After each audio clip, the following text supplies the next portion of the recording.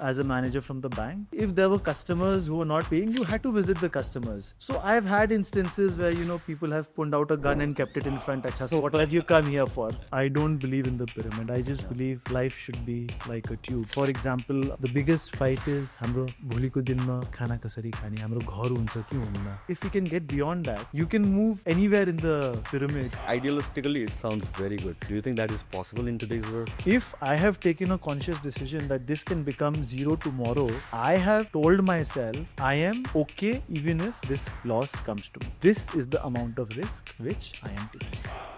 EV as a whole segment कसरी हेर्नुहुन्छ? Do you think like eventually सबै EV नै हो? Most luxurious brands in the world, they were reducing sound from your car, they were insulating the cabin, they were giving you that feel. With EVs, you don't need to buy 5 crore ko 10 crore ko gadi to get that feel. 30 lakh ko gadi ma pani pauncha. Peak traffic, there are cars coming from everywhere. I had the manager of the company sitting next to me. First turn was coming and this guy showing me his phone. What the hell are you doing? And I just held the steering. Like, bro, this is autonomous. I was literally scared. It was effortless. त्यहाँ कोही साथीहरु थियो. They spoke to Yarema. They organized an event around it. And he opened the studio. And हामी चाहिँ त्यहाँ गएर उसको bandसँग we could record one song. He loves Kenan, again that football song, Waving Flag. I think that's the greatest football song of all. Ever. Song. And I don't even watch football. Like even for me.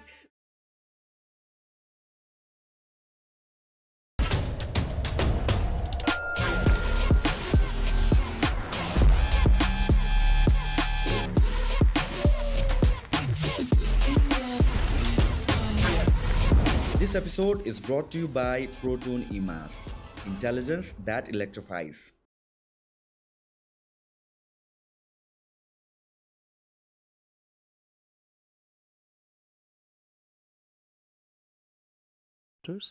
So every single day walk on it? Not every single day. Prizes? Sir, a lot of times we had the bus also with me and my friend, my childhood buddy, Hassan. We just run.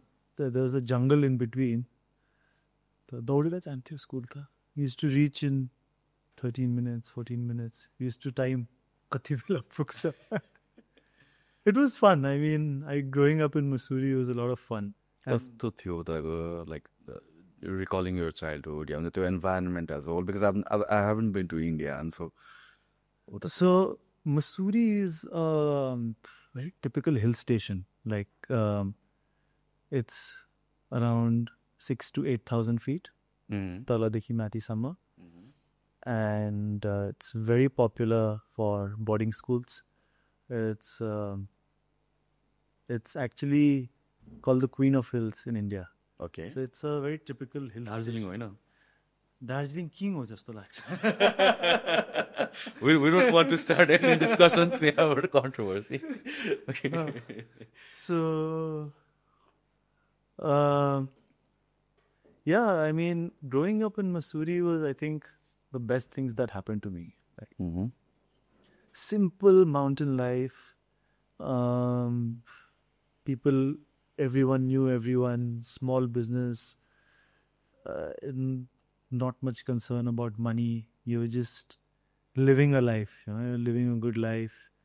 I mean, I lived there for 12 years. My dad had a small hotel. It didn't do well. We had to shut it down. But it was a beautiful life. We didn't have money, but it didn't matter. I grew a very basic, simple life. But I never remember like a lack of anything. Kaile pani त्यो lack feel hai bhayena. So that was the kind of life which, I grew up with. And Mussoorie was just perfect. I mean, people were kind. There were no intentions. Like, people didn't have any motives. Yeah. Hidden agendas. It was just you're living your life. You have your friends. Every Saturday evening, my dad's friends, my mom's friends, my friends, we all got together in someone's place. We would all cook something. We'd take it there. Or we'll just cook it at their place. We'll eat, we'll party, we'll chill, we'll dance. Someone will sing. There were those people who were the good singers. We'd always make them sing. there was the good dancers. We'll always make them Every dance. week त्यही मान्छे गएको guys त्यही मान्छे नाच्छ अनि now it's pressure on them also. I have to learn something new. Next विकको लागि के गर्ने होला त मैले टाइपको. And there were songs on which we used to dance every week, every weekend, for years. Yeah. Like, there are still some songs which are like registered in my head, like which my mom used to love, my dad used to love, and I used to sing and dance those songs on those songs. And that's the childhood I had. So it didn't matter, ke cha, ke chaina. I had my family, I had friends. There's a good society, a good environment. Very simple mountain life. Mussoorie was fantastic growing up. I mean, I think I have my best memories from Mussoorie at that point of time. I mean, now also, the kind of person I am, I like to live in the best way possible. So I have like great memories from when I have memories till now. But Mussoorie was a fantastic time. So although त्यतिखेर तपाईँले भने अनुसारले you didn't feel like there was something lacking or financially त्यो केही पनि थिएन, तर growing up as kids we do have aspirations, right? Most of the times हामी अब त्यतिखेर यस्तो innocent हुन्छ कि it is not tied up to money. It is basically I want to be this, that. भोलि you grow up हुँदाखेरि अब नेपालको धेरै जस्तो हाउसहोल्डमा हुनुहुने त्यही डक्टर, इन्जिनियर, पाइलट त्यही नै हुन्थ्यो, राइट? अनि त्यसपछि बिस्तारै गएर आई थिङ्क इभल्भ भयो चाहिँ सफ्टवेयर इन्जिनियर्स भनेर आउनु थाल्यो, like so on and so forth. तर eventually as we start growing we kind of associate जुन पहिला हामीले ऱ्यान्डम एम्बिसन्स देखेको थियौँ त्यसलाई चाहिँ eventually we try to filter out कि ओके कुन फिजिबल छ छैन, कतातिरबाट फाइनेन्सियल सिक्योरिटी आउला यताउति. Like did you have any ambitions growing up as a kid professional हिसाबले? I was a very average kid. I didn't excel also. I never failed also. So like late 70s. त्यो 78%, 79%, 77%. But that's a good space to be जस्तो लाग्छ मलाई थाहा छ. It was As a perfect. kid? I mean, for me, because my mother never pushed me. Like, Yeah. she wanted us to get everything, but unnecessary उहाँले चाहिँ कहिले पनि push गर्नु भएन. She wanted us to do well in life. She wanted us to have a good education. So she put us in good schools. But I didn't have that pressure that, I have to come first in class. अनि म चाहिँ ठुलो भएर डक्टरै हुनुपर्छ कि इन्जिनियरै हुनुपर्छ अनि अहिलेदेखि त्यही रेसमा दौड्ने हो. I didn't have any of that. And in fact, growing up, I think every year I had a new ambition or new things. Sometimes I wanted to be an astronaut. Sometimes I wanted to be a biotechnician. Last movie के हेऱ्यो त्योबाट biopic जे अनि लास्टमा भए पनि त्यस्तै. So after 11th, I think I was just with my friends. अनि सबैजना कुरा गरेर के गर्ने अब. There's a lot of scope in engineering. Engineeringै गरिदिउँ. अनि त्यही साथीहरूसँग लायो. अनि it wasn't that, I wanted to do engineering or I had thought about it or researched about it. It was just like, होइन गरौँ. And my parents told me, are you sure? And I was like, yeah, I'm pretty sure. So they said, okay. And I prepared for engineering. Started doing engineering. 6 months into engineering, I was like, nah, this is not good. Because I मिन मान्छेले बुझेर पढेर छिर्दाखेरि त गाह्रो लाग्छ मान्छेहरूलाई. सो फ्लुकमा engineering join गर्दा त of course that is to come. कसरी सघाउनु भयो त त्यत्रो engineering? I never found it difficult actually. So, okay, only my friends know this, my wife knows this, but so we had to go to class. Our college was pretty strict with attendance, especially practicals.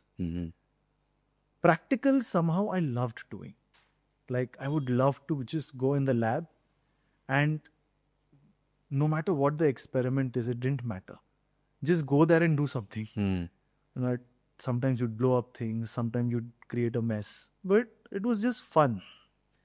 And it was basically you getting to explore something. And our college was really smart. So they made practicals the first thing in the morning. Okay, so you have to. So we have to get up, get ready, and go. Yeah. And practicals, you could not even skip one, or they don't give you your degree. Okay. एउटा छुट्यो भने पनि class. एउटा छुट्यो पनि. Wow. So if you miss a class because you're ill or something, then you need to take that extra class and do that practical. Okay. So we never wanted to miss practicals, or we couldn't miss practicals. Then once you're in college, once you're in uni, then you attend all of the other classes. Yeah. So we used to chill a lot in classes. I could never study in classrooms. Abba I can. Now, in fact, I love classrooms. But Tyo Bela at that age, I could not study. Mm-hmm. And even up till my masters, I remember, even my masters, I used to find it very difficult to study. The only study I could do was only by purely self-study. Yeah. Is it also because like the एउटा age factor मात्र होइन कि because you are forced to study so many subjects एउटा बन्डलमै पढ्नु पर्यो नि त मलाई इन्ट्रेस्ट नै छैन रे सो अहिले त I can pick and choose whatever I want to study त्यो चुज गरेर डेप्थमा जान मिल्यो तर if I'm forced to study I don't know optional maths अनि व्याकरण टाइपको भनेपछि I wouldn't be interested हामीलाई 2-3 सब्जेक्ट बाहेक अरूमा त इन्ट्रेस्ट नै लाग्दैन नि. That's true actually. So I remember we did 39 modules in my engineering, out of which 6 or 7 modules I absolutely loved. And I did very well on those. And remaining all my modules, I think I would have passed. Mm-hmm.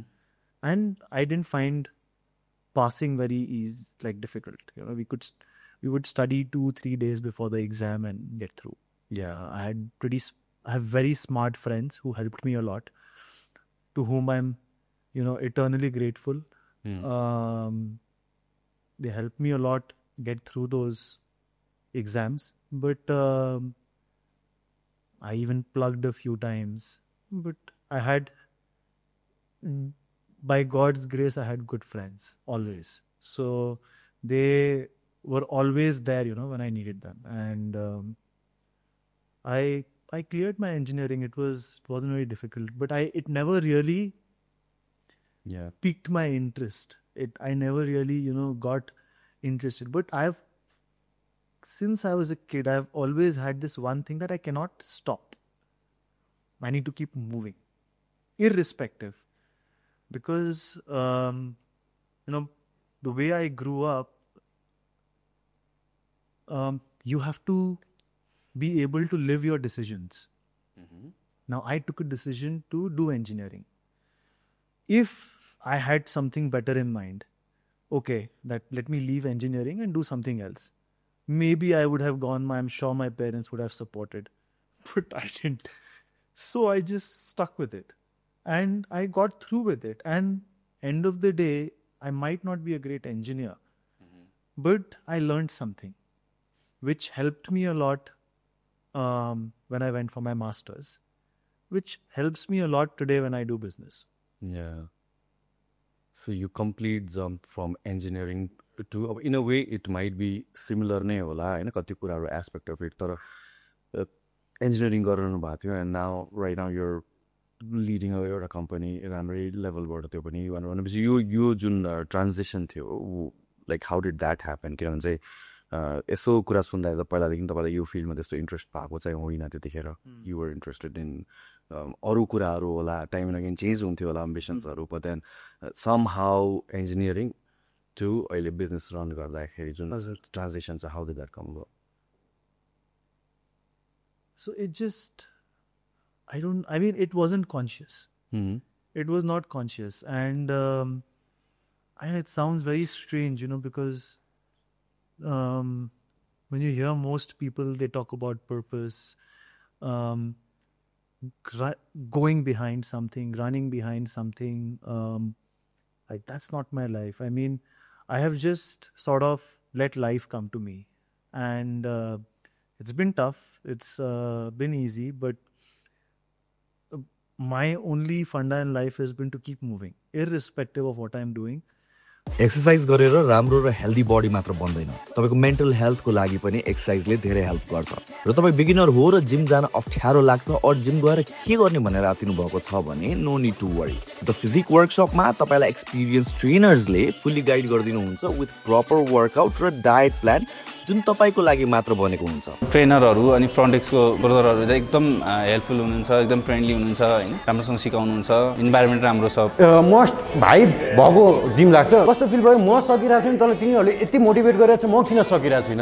त ट्रेनरहरू पनि एकदमै helpful, सिकाउने just एकदम homely environment भेटेको छ। Starting at just ₹2500 per month for daytime memberships, यहाँ अरू memberships पनि affordable नै छ। So if तपाईँ कुमारी पाटी, मैती देवी, बानेश्वर और महाराजगञ्जतिर बस्नुहुन्छ भने हाम्रो ब्रान्चेस यो सबै लोकेसन्समा छ र तपाईले 2 days free trial पनि लिन सक्नुहुन्छ before joining. Start your fitness journey today and contact us on our Facebook, Instagram pages, or you can directly call us for more details and current offers. When I was doing engineering, even though I didn't like it, but I still went to class. Even if I didn't study there, the teachers would love me because I would be in class. I would have a good nature around them. I was fooling around. I was playing around. Wasn't too much of a nuisance. I was a decent kid. Grew up like that. So for me, it's mostly been to keep moving, like keep putting in a conscious effort towards whatever it is, whatever is in front of you. And of course, there have been a few things which have been a no-no in terms of, say, your values. That I have avoided. But I have avoided things more consciously than I have done things consciously. And I think life has its own way of showing you where to go.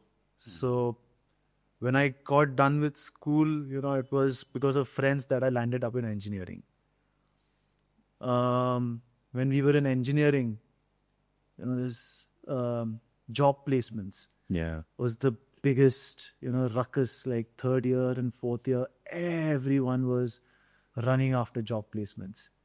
And it was mostly the tech companies, and I decided I've had enough of this tech. Yeah, why? Because I wasn't anyway learning engineering.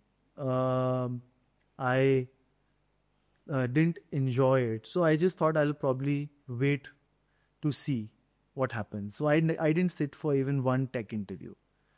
One day, a bank came along, ICICI Bank. I said, this one I can go for. And I went for that interview. That was the only job interview I gave in college, and I got through. So that's how I got into banking after that. So from college, I finished college. I came to start working in ICICI Bank in Delhi.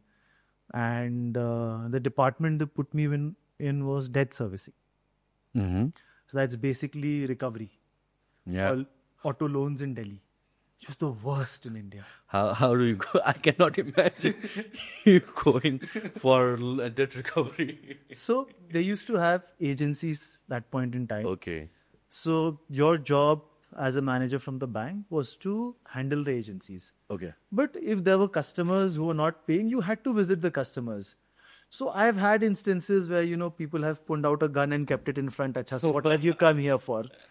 I've had those instances. I've had instances where you have to go to like a multi-millionaire, billionaire's office and, sit there like a chump and, like, sir, EMI de do. So, testo pani aba, it's happened. So, but it was a good experience and I was having fun at that as well. But I realized that, it's not enough. I think I can do more with myself. And then again, I had one of my cousin who was applying for masters in UK.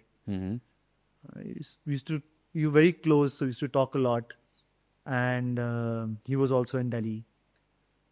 So I thought, why not see if I can study some more and do more with my life. I remember one time I went up to so I was the debt manager. We had the area debt manager, the regional debt manager, and the zonal debt manager. I remember I went up to my zonal debt manager and asked him, how long will it take for me to come to where you are?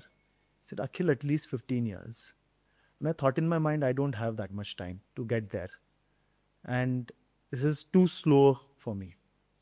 So then I decided to pursue my master's.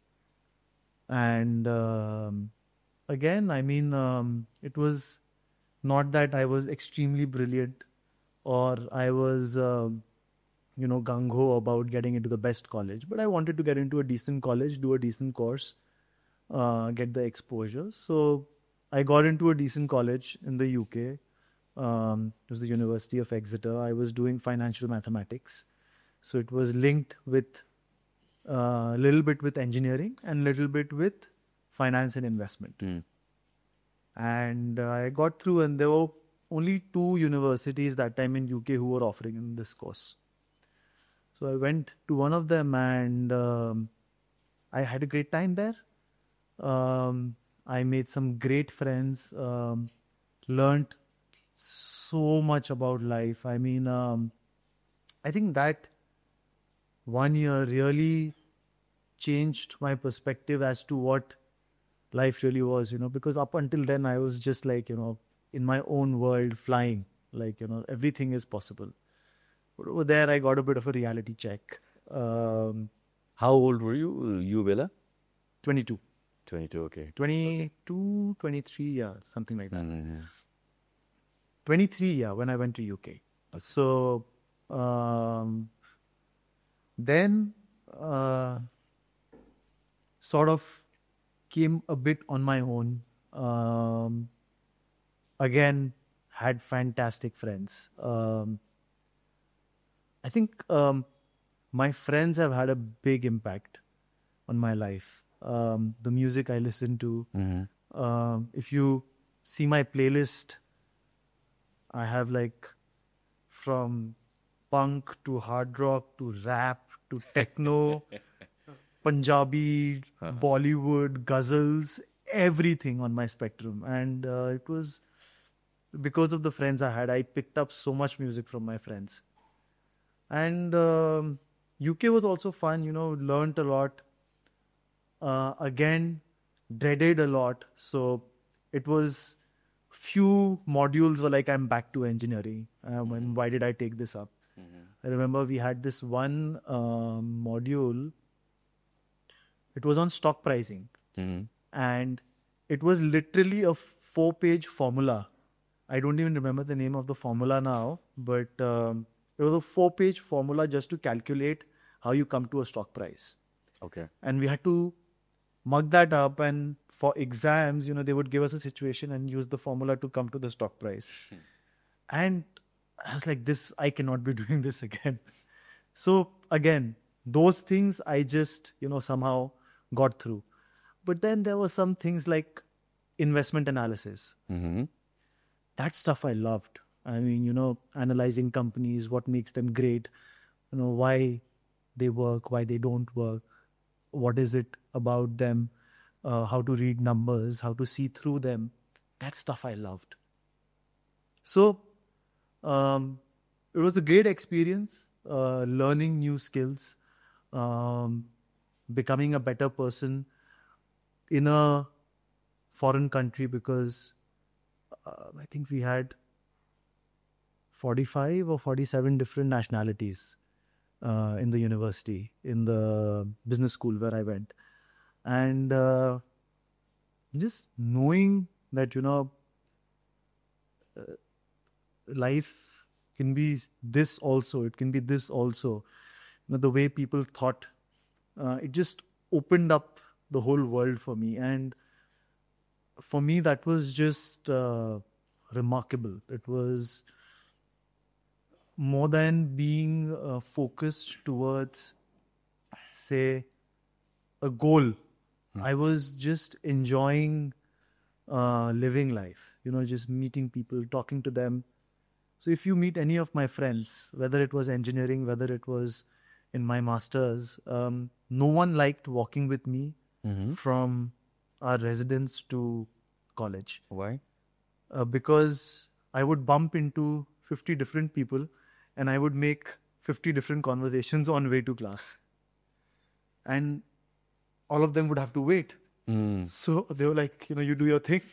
We're getting late for class.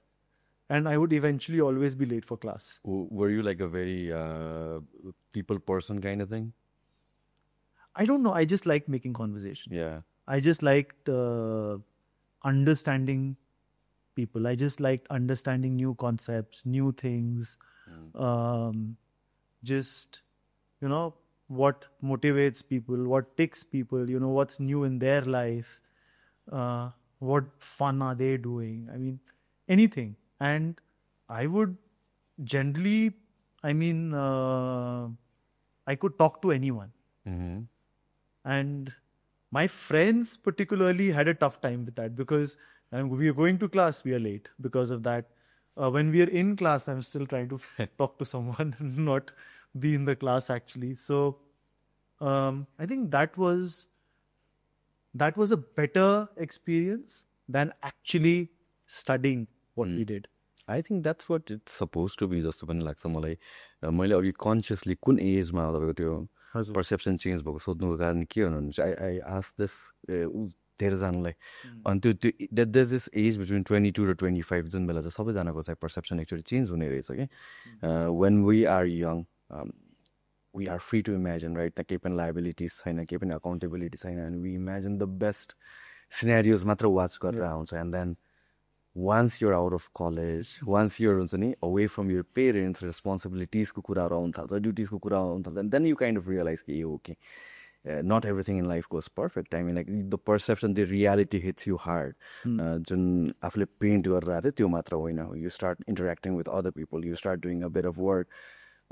So धेरैजनाको त्यो asthma चाहिँ perception completely change चाहिँ हुने रहेछ.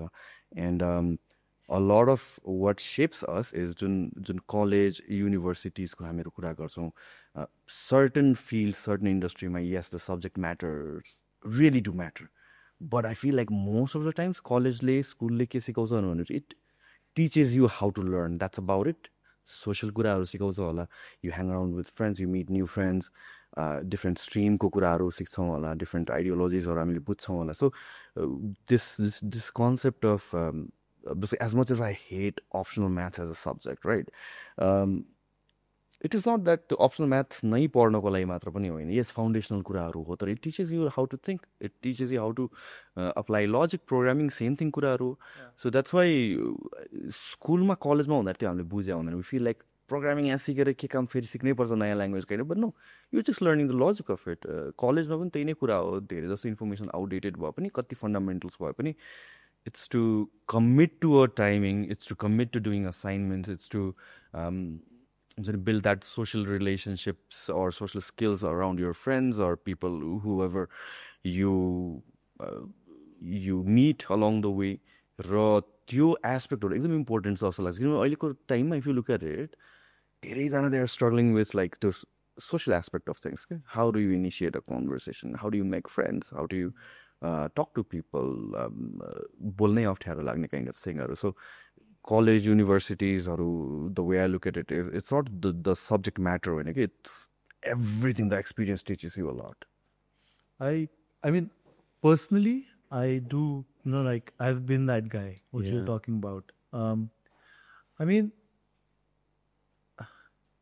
what I think about modern education is that it is very standardized. I mean, if you want to do education in mass, you have to standardize it. Yeah. But humans are not like, standardized. Every individual is their own person. And for some people, it's good, if they want to run. And they have the capacity to run from an early age. That sort of education works for them, being in class, learning something new, being a topper, getting 100 on 100 or 90 on 100 or whatever it is, reading 10 different books on the same subject matter. Yeah. There are those kind of people, and it works for them. For someone like me, it was not about that. And the way education is also designed comes from the Industrial Revolution. True. Where people were basically looking for, where industry wanted workers. They wanted standardized thought processes. True. So it's not for everyone as well. And if people can just understand that it's not the intention of the university or the college or the school to bring it like that, but maybe there aren't more innovative ways where education can be done on a mass. Yeah. There are now, now universities like Harvard or, the bigger ones like the Ivy Leagues or, in Europe or even in India, they've figured out incredible ways to impart learning. And I would love to go one day I would love to go study again now because of the, just to upgrade myself, just to learn more, just to get more skills in the field, which would really help me, say, go to the next step or do better, make my life more efficient. I would love to do that. But I think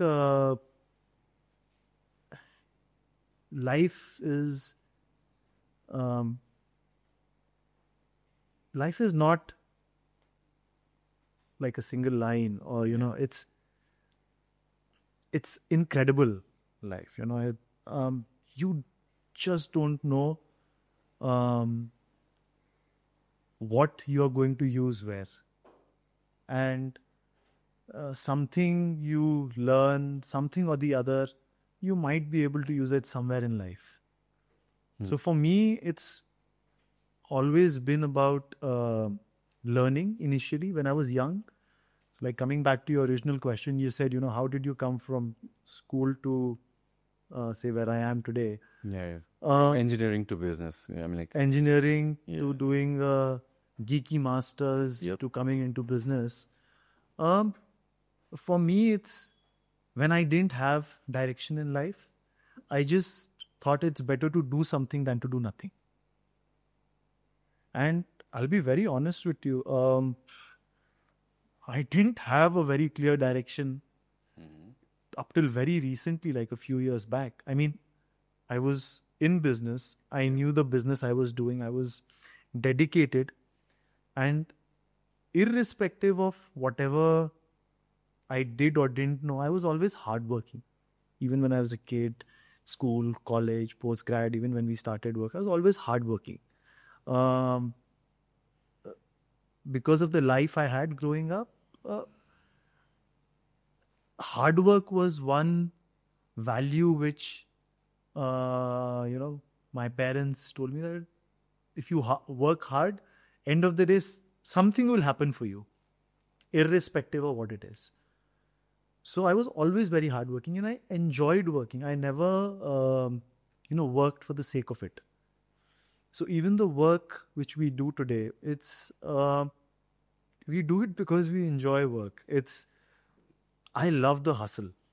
I like going to office every morning. You look forward to it? Yeah, I look forward to going to office every morning. I look forward to coming back home to my wife and my son every evening.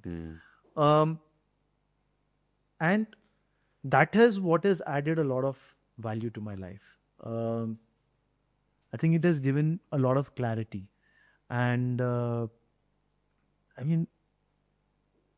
I might be here today, we are today one of Nepal's leading automobile companies. We are manufacturing two-wheelers and three-wheelers. We are distributing a whole range of products. But who knows what life is going to be tomorrow? I think the journey is more important than the goal. Yeah, even hamro Eastern philosophy ma herne one of the most famous saying भने नि त्यही हो कर्म गर फलको आश नगर भन्ने कुरा. Although By that, it doesn't mean कि results नआउने होइन. It just like be so focused precisely on the work you're doing that it will have no option but to produce results, right? That's what it actually means. And the focused work, no matter whatever you're doing, I mean, that is required. कि भने कामै गर्नु भएन. Like that's what I believe. So certain time, certain phases time हुन्छ where you have to do work, right? जस्तो काम पाए पनि. But then like most of the satisfaction आउने भनेर भनेकै when you are picking something that you can put 100% of your effort on, otherwise picking something else. And eventually I think people, मान्छेहरूको second phase of life भने it's to find that work, because like starting out you need to do something. College पछि केही गर्नै पर्यो, केही experience पाउनै पर्यो, अलिकता कमाउनै पर्यो, independent हुनै पर्यो. But once अलिकता settle भइसकेपछि, once you're a certain पढाउ पार भइसकेपछि, then you seek for things that fulfills you, जस्तो लाग्छ मलाई. Yeah, I mean that's the pyramid of life, as they call it, Maslow's law. But I don't believe in it. Okay. To be very honest, I have my own thought about how the world should be.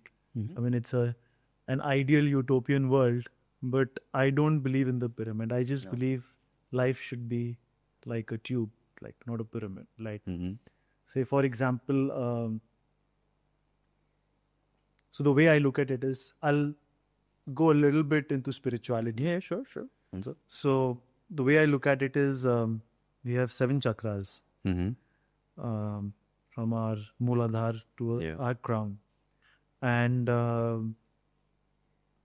there is a research I did on how the chakras or our base energies are linked with the Maslow's pyramid.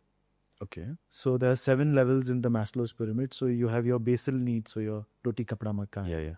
And then you have your social needs, and then you have your own direction, and the mukti and all of that. So, and it links beautifully, like the energy of the chakras and Maslow's pyramid, they really come together very well. And if you put it together, they essentially speak of the same thing, and how we can move from energies down below, above, keep going up. So from roti kapda makan to your heart and your love, to your creativity, to your foresight, to connection with the divine or the universal consciousness, whatever it is. But what I see is that this is a design of how we live in society. But there could be a world where society could be like this. If today we lived in a world where people didn't have to worry about roti kapda makan. हामी आज, the biggest fight is हाम्रो भोलिको दिनमा खाना कसरी खाने, हाम्रो घर हुन्छ कि हुन्न, कुन खाले लुगा हामी लगाउँछौँ. So if we can get beyond that, then you can move anywhere in the pyramid or your energy chain and tap into what calls out to you at that point of or that phase in your life. So what you mean is it doesn't have to be chronologically. I mean, like if that is the case. Yes. So that is, I mean, again, like I said, it's an ideal scenario, a utopian scenario, because you need to get from one place to get into other. But do you think that is possible? Because like effectively what you are describing is how communists try to sell their ideologies, like, hey, everybody is equal and you won't have to worry about this and that, and it has not worked. I mean, like idealistically it sounds very good.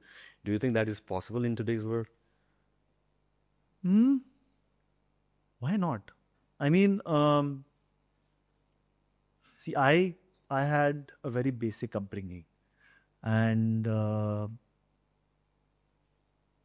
whatever aspiration I have of what I want to do is the aspiration I have built over the last few years. Knowing what is within me and what I can do with my life. And a lot of people know what they want to do when they are much younger. A lot of people know it much later. But social structure prevents them from being where they can be. If you look at the Panchayat era, for example, where small communities, you had a house, you had a farm, that is, in a sense, having your basic needs met. Today in modern life, we talk about a lot of other needs. But once your basic needs are met, in a society where you don't need to worry about, say, a lot of the worldly things like, say, wars or inter-country disputes or geopolitics or all of that. I mean, where I'm talking about a much simpler life for simpler people. Yeah. I feel it's possible because, yes, the country you live in, the society you have around you, the structures you have around you definitely impact your life. But end of the day, you can still choose to be who you want.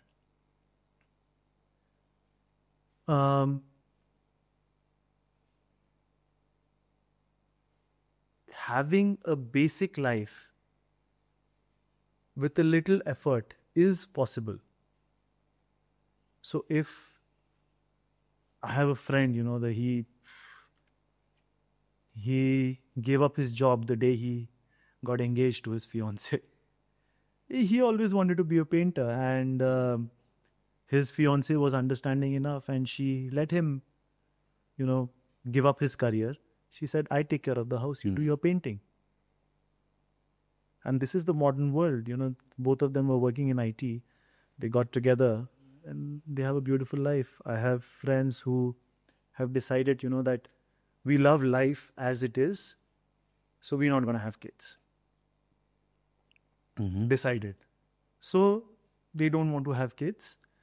They live every day like they are still 18, 16, 13, 22. I don't know.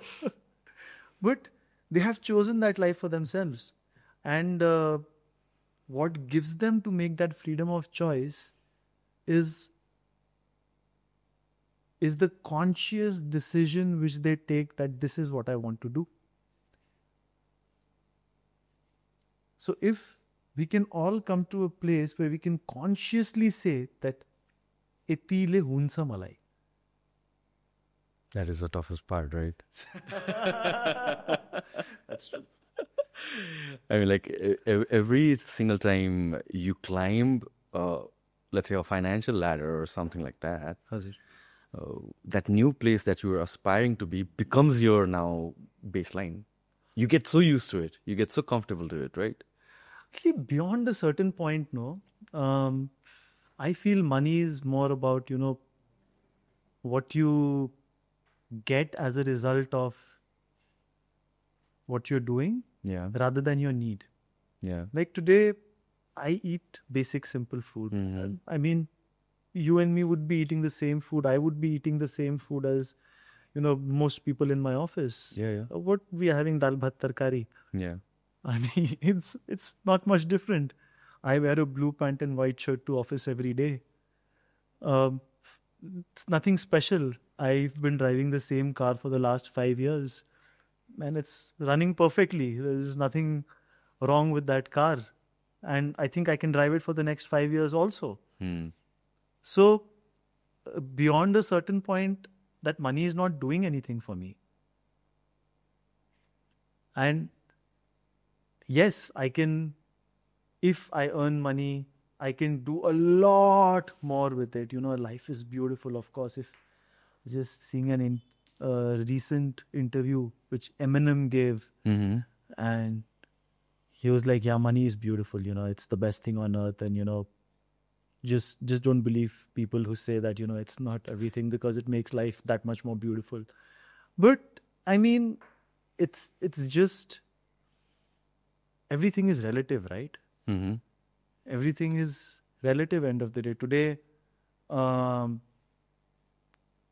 might be infinitely small for someone who's much higher than me in the food chain. Mm-hmm. But what do I want to do with my life? I think that should be the question which should be most important to me. What do I want to do with my time?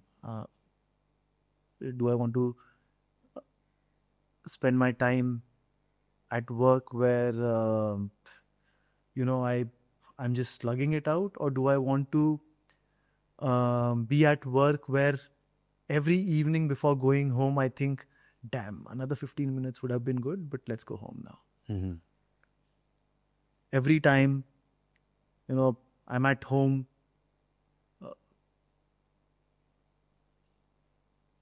do I want to be spending time with my family, doing stuff with them, or just being by myself and being okay about whatever life is around me, or having that stress or that thing that something is missing. And that is a conscious choice which we all can make. So for me, life has been very simple, and I understand that now, but I can't control what is happening around me. I can't even control what is happening in my house. Mm-hmm. So, we're all individuals, right?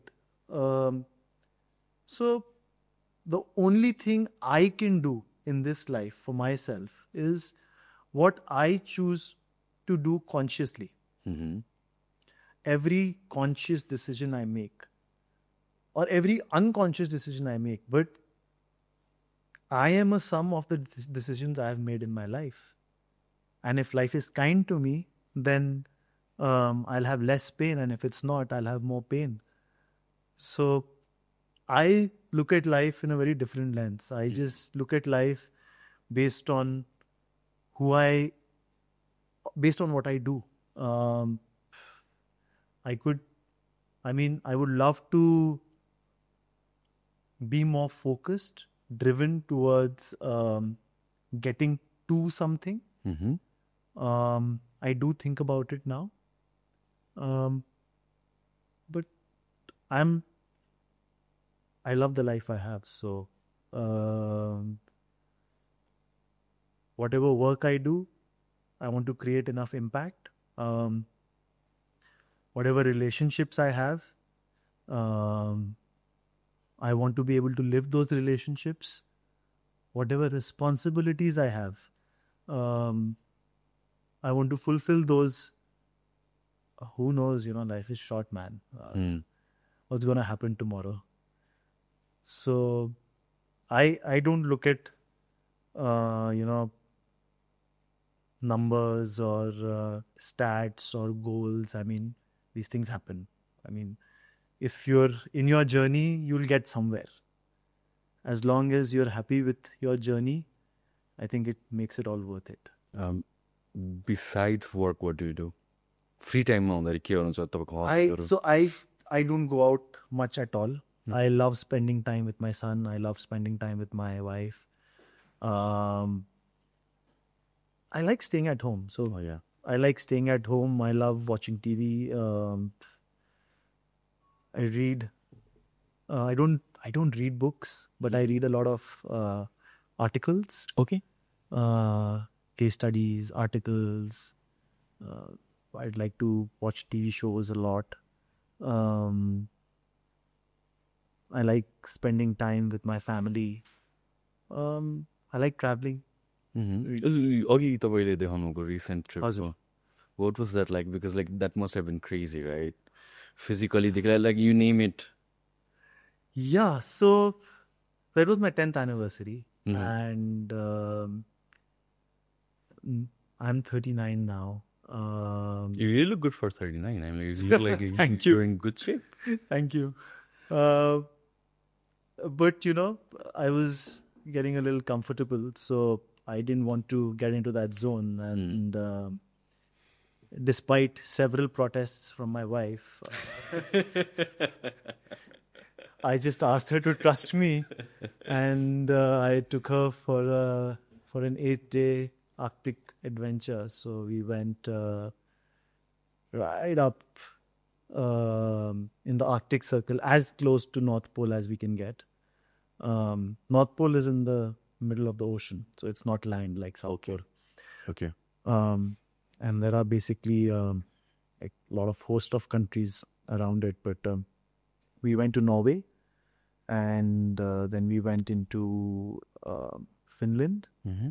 We started walking from Finland. There's the northernmost town in Finland called Kilpisjärvi. And I'll tell you a funny story about that as well. Started walking, and we walked across Finland, Norway, and Sweden. So these three countries, there's a point where they meet. So we did a trek, which was around 7 days. So we snowshoed. So you wear like this 2 feet long shoe. It's like metal and it grabs to the snow. Otherwise, you can't walk on snow. Yeah. And we did it in the peak of winter. So this is like mid-Jan. So it's a very popular trekking route, but people do it in the summer. Okay. So the guy I went with, he's a bit mental, and he's like, we need to do it in peak winter. So you get to experience the full of it. Yeah, so it's deserted. Basically, you don't find any people except you. There's no phone communication. There's no electricity. There's no water. You're just walking in the snow. It's snow all around. It's beautiful. You see all kinds of lights in the sky, day, night. Day over there is 4 or 5 hours, and it's twilight. It's not day. So it's mostly dark. Cell phone or give काम गर्दैन. Gardena. There's no cell phone. There's no water. So even if you have to drink water, we were carrying buckets and shovels. Okay. त्यो लिएर नि जानु पर्ने नि आफूलाई खानलाई पानी. Yeah, you can't take water. It'll freeze. Okay. So you basically shovel some snow. Okay. You light a fire and you make water for yourself. And all the food we took was just these tactical food packs which the army uses. It's all dehydrated food. So we shovel up snow, we melt it, make water, put it in those food packets, stir it up and eat. So that was food basically for 5 days. But it was beautiful. I mean, we walked a lot. We were friends. We got to talk a lot. We got to, you're just by yourself. Like, for those 8 days, we went cross-country skiing. We went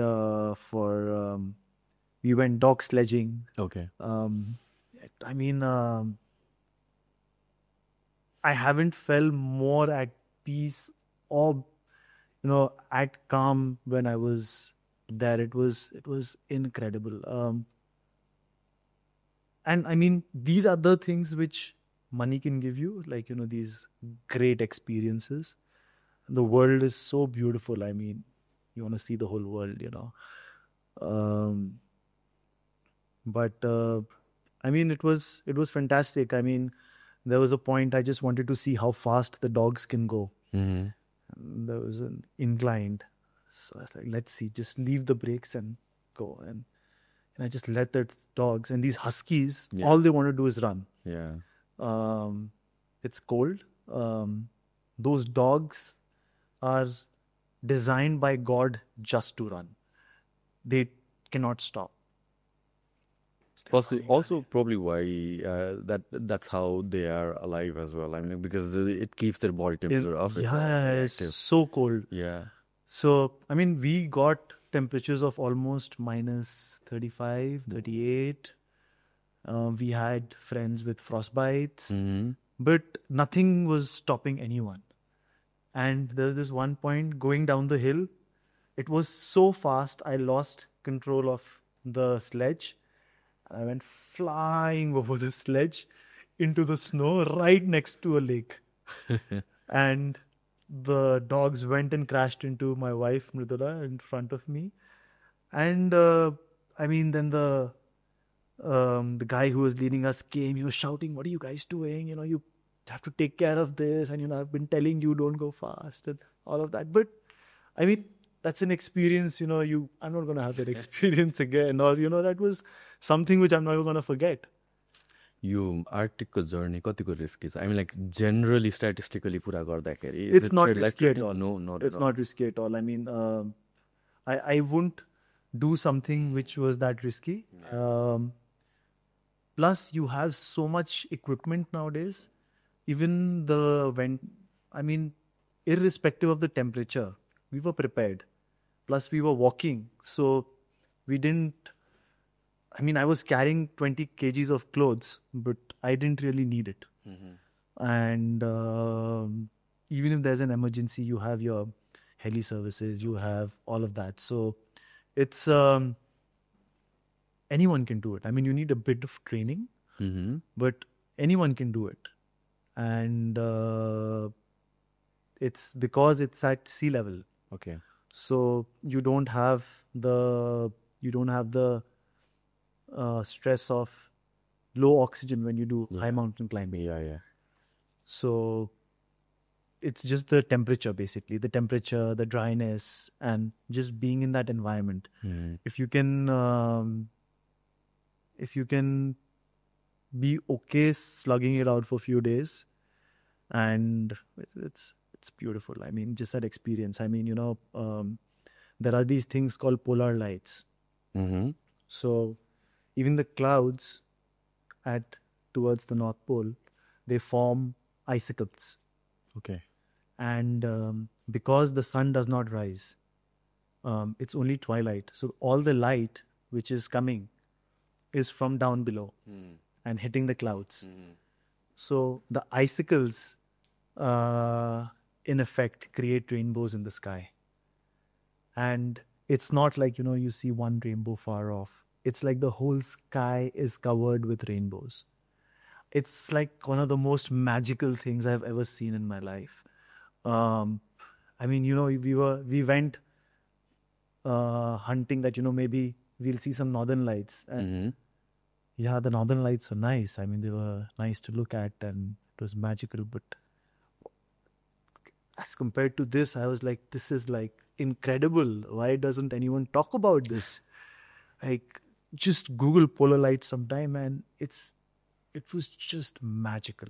It was just magical. Just being there, just white snow, peace, people you love around you, an insane guide. That's it. I think that's pretty much symptomatic of life. So when you said ki alikata training preparation or science, what kind of training do you think? So we did bit of strength training because we had to pull our luggage. Yeah. So when you're snowshoeing, we weren't exactly at, say, sea level. We went up to around 1,200 meters. It's not much. 1,200 यहाँ को जस्तो elevation more or less. Kathmandu जस्तो. तर from sea level to 1,200. Yeah. So you do have to climb. Yeah. And climbing, when you're pulling, so we had these pull cars, which are like, plastic sledges. So you basically put your luggage on that, you tie it up, and it's tied to your back. So everybody gets one cart. Yeah, one cart. So you're pulling your cart, you're going up, you're snowshoeing. Snowshoeing itself is more difficult than walking. So you need a bit of core strength. So we worked a lot on our core strength. We did we trained for a little over 60 days, me and my wife. This was our 10th anniversary trip. So we trained on our core, on our stamina. So we did a lot of hikes around Kathmandu. Okay. I've been living in Kathmandu for 15, 16 years now. I didn't know that we had such lovely hikes. I mean, we did Jamacho twice or thrice. We did Champa Devi. We went to Tarebhir. We went to, there's these 3-4 different hikes in Nagarjun. We went to Dhap Dam, which was like 25 kilometers or 24 kilometers. It was incredible. I mean, just doing those hikes around Kathmandu, it was incredible. And, we took my son also. He was 6-year-old son, we took him for 2 or 3 of these hikes, and even he loves hikes now. So this was the basic training which we did, and of course we upped our protein intake a little bit, and we were, in general, we were, sleeping on time, getting up on time, little more disciplined before we went, because over there you get lovely sleep.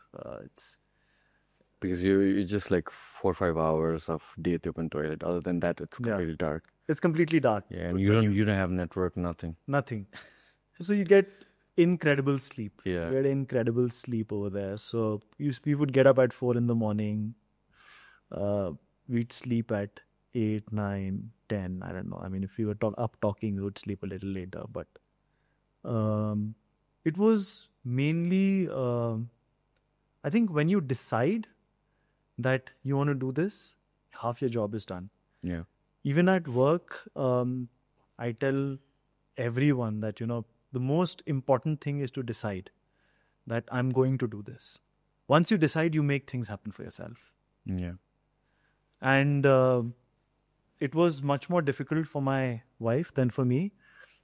Yeah, I mean, it was very difficult for her. She cursed me a lot for the first 2 days. But eventually, even she started loving it. She started loving it. And I mean, it was really something which we, did together. And doing things like this, it adds a lot to you as a person, to your relationship. So, yeah. Things like trekking or interesting in a sense that fitness, we talk about like all these methods, gym, homework, or this and that. So doing things that you actually enjoy, physical activity, I mean, that's a great way to put in some work. Whether I'm सानो हुँदाखेरि physical sportहरू खेल्ने या भन्छ it's पनि walk aroundहरू गर्थ्यौँ यताउति जाने, like there was not much to do नि त हामी सानो हुँदाखेरि त्यो एराको बेलामा त इन्टरनेट भन्ने पनि थिएन, केही पनि थिएन. सो यता गयो उता गयो खेले त, सो फिजिकली एक्टिभ केही न केही भइ नै राखिन्थ्यो. तर as we start getting older, we feel like gym नै हो fitness भनेको, and I hate that stereotype. Although I come from that industry, I feel like सबैजनाको लागि त्यही नै फिटनेस हो जस्तो लाग्छ. It has to start somewhere though. I mean, eventually त्यहाँ पुगिन्छ होला. तर a lot of times what happens is people want to get fit and they want to get into the gym, तर 2-4 दिन गर्यो अनि छुट्यो, या a couple of weeks गर्यो अनि छुट्यो जस्तो भइरहेको हुन्छ. But if you start with something that you truly love and build habits based off of that, I mean, that's the perfect way to go around it. For me, my journey started after I got married first. I became a little aware and conscious. And then when I had my son. So we decided that if we want to raise a healthy kid, we ourselves have to be healthy. Yes. And because irrespective of what you tell children, they're just going to mimic you. So I completely changed the way I eat, the way I carried myself, and that in essence basically changed a lot of my habits. I think sometimes you need that thing in life which gets you to do something. So for me it was when my son was born, and when I went for this, because we decided and paid for the trip, we again started training. So when there is a goal or when there is a motivation, then it makes you do things. Yeah. And that's why it's so important just to decide that I'm going to do this. You know, every year मेरो लागि त्यो गोल भने के हुन्छ, every year around मेरो birthday को बेलामा I do full body check. So my goal is to have a good blood work on that the 2 times guys. So for me it's like every year take a blood test गर्ने full body check गर्ने बेलामा आउन लाग्दा so I'm like okay I cannot be messing up sleep because sleep is such a huge factor. Absolutely. We kind of ignore it or we glorify it as well, like lack of sleep, hustle on one answer, you know, and that's although those things have their own place, or without sleep, I mean, like your body is efficiently killing itself slowly. You just don't know it, right? So getting that sleep is such a important factor. Especially, I have struggled with sleep. So in getting that 5-6 hours, and then like just because they were a factor, I can whenever I'm doing my full body checkup, everything is messed up just because of sleep. Yeah. And it's one of those factors we always undermine. So certain things, lifestyle changes, I am more aware. For me, I mean, like to take a deadline ko kurama ya event ko kurama. For a lot of people, it's kaseko wedding, ya anniversary or birthdays, this and that. For me, it's that blood checkup. I need to have a good good report. Otherwise, throughout the year, so sleep has been a very important factor for me. And getting that consistent cardio because all throughout my life it was mostly focused on strength, muscles. That once you once you cross 30, something switch again, and you're more about like, okay, will I be able to have a decent performing body? Yay kind of level, maybe 50s, 60s, 70s, that's the best. That's the most you can ask out of anything in life. Yeah, so I'll come back to 3 things. Like, Okay. One thing you said, how this is from before, but you said how people feel a difference when they are 20 to 25. Yeah, 22 to 25. 25. Yeah. So my wife is basically, she works with kids. Okay. And she told me that I think it's the frontal cortex, which takes up to 25 years to fully develop. Yes. And because of that, till that age, it's, I mean, for women, I think it happens a little earlier. And for men, it's around 25. For women, I think it's around 21, 22. Exactly. So that it takes that time for you to be completely conscious of the decision making you do. And then at 40, 60, 80, I think, I was reading this study somewhere that there's this clinical study which was done that up until around 40, like your, now 40, I wouldn't say numerically, but your, say, body age. Okay. So up until around 40, you age linearly. But something happens around 40 when there is a surge. Okay. And things change. And then again, there is a bit of linearity. And then again, around 60, something changes in your body. So you're about to hit your first mark. Yeah, I feel I've already hit my first mark. I mean, a year earlier, but I feel I've hit my first mark. And yeah, I can personally feel the changes. Yeah. I can personally feel the changes. So yeah, I completely understand what you're saying with fitness. The importance of sleep, the importance of water, Yep. the importance of just eating on time with discipline. Like, when I say on time, eating at the same time every day. Yeah, that is more important actually.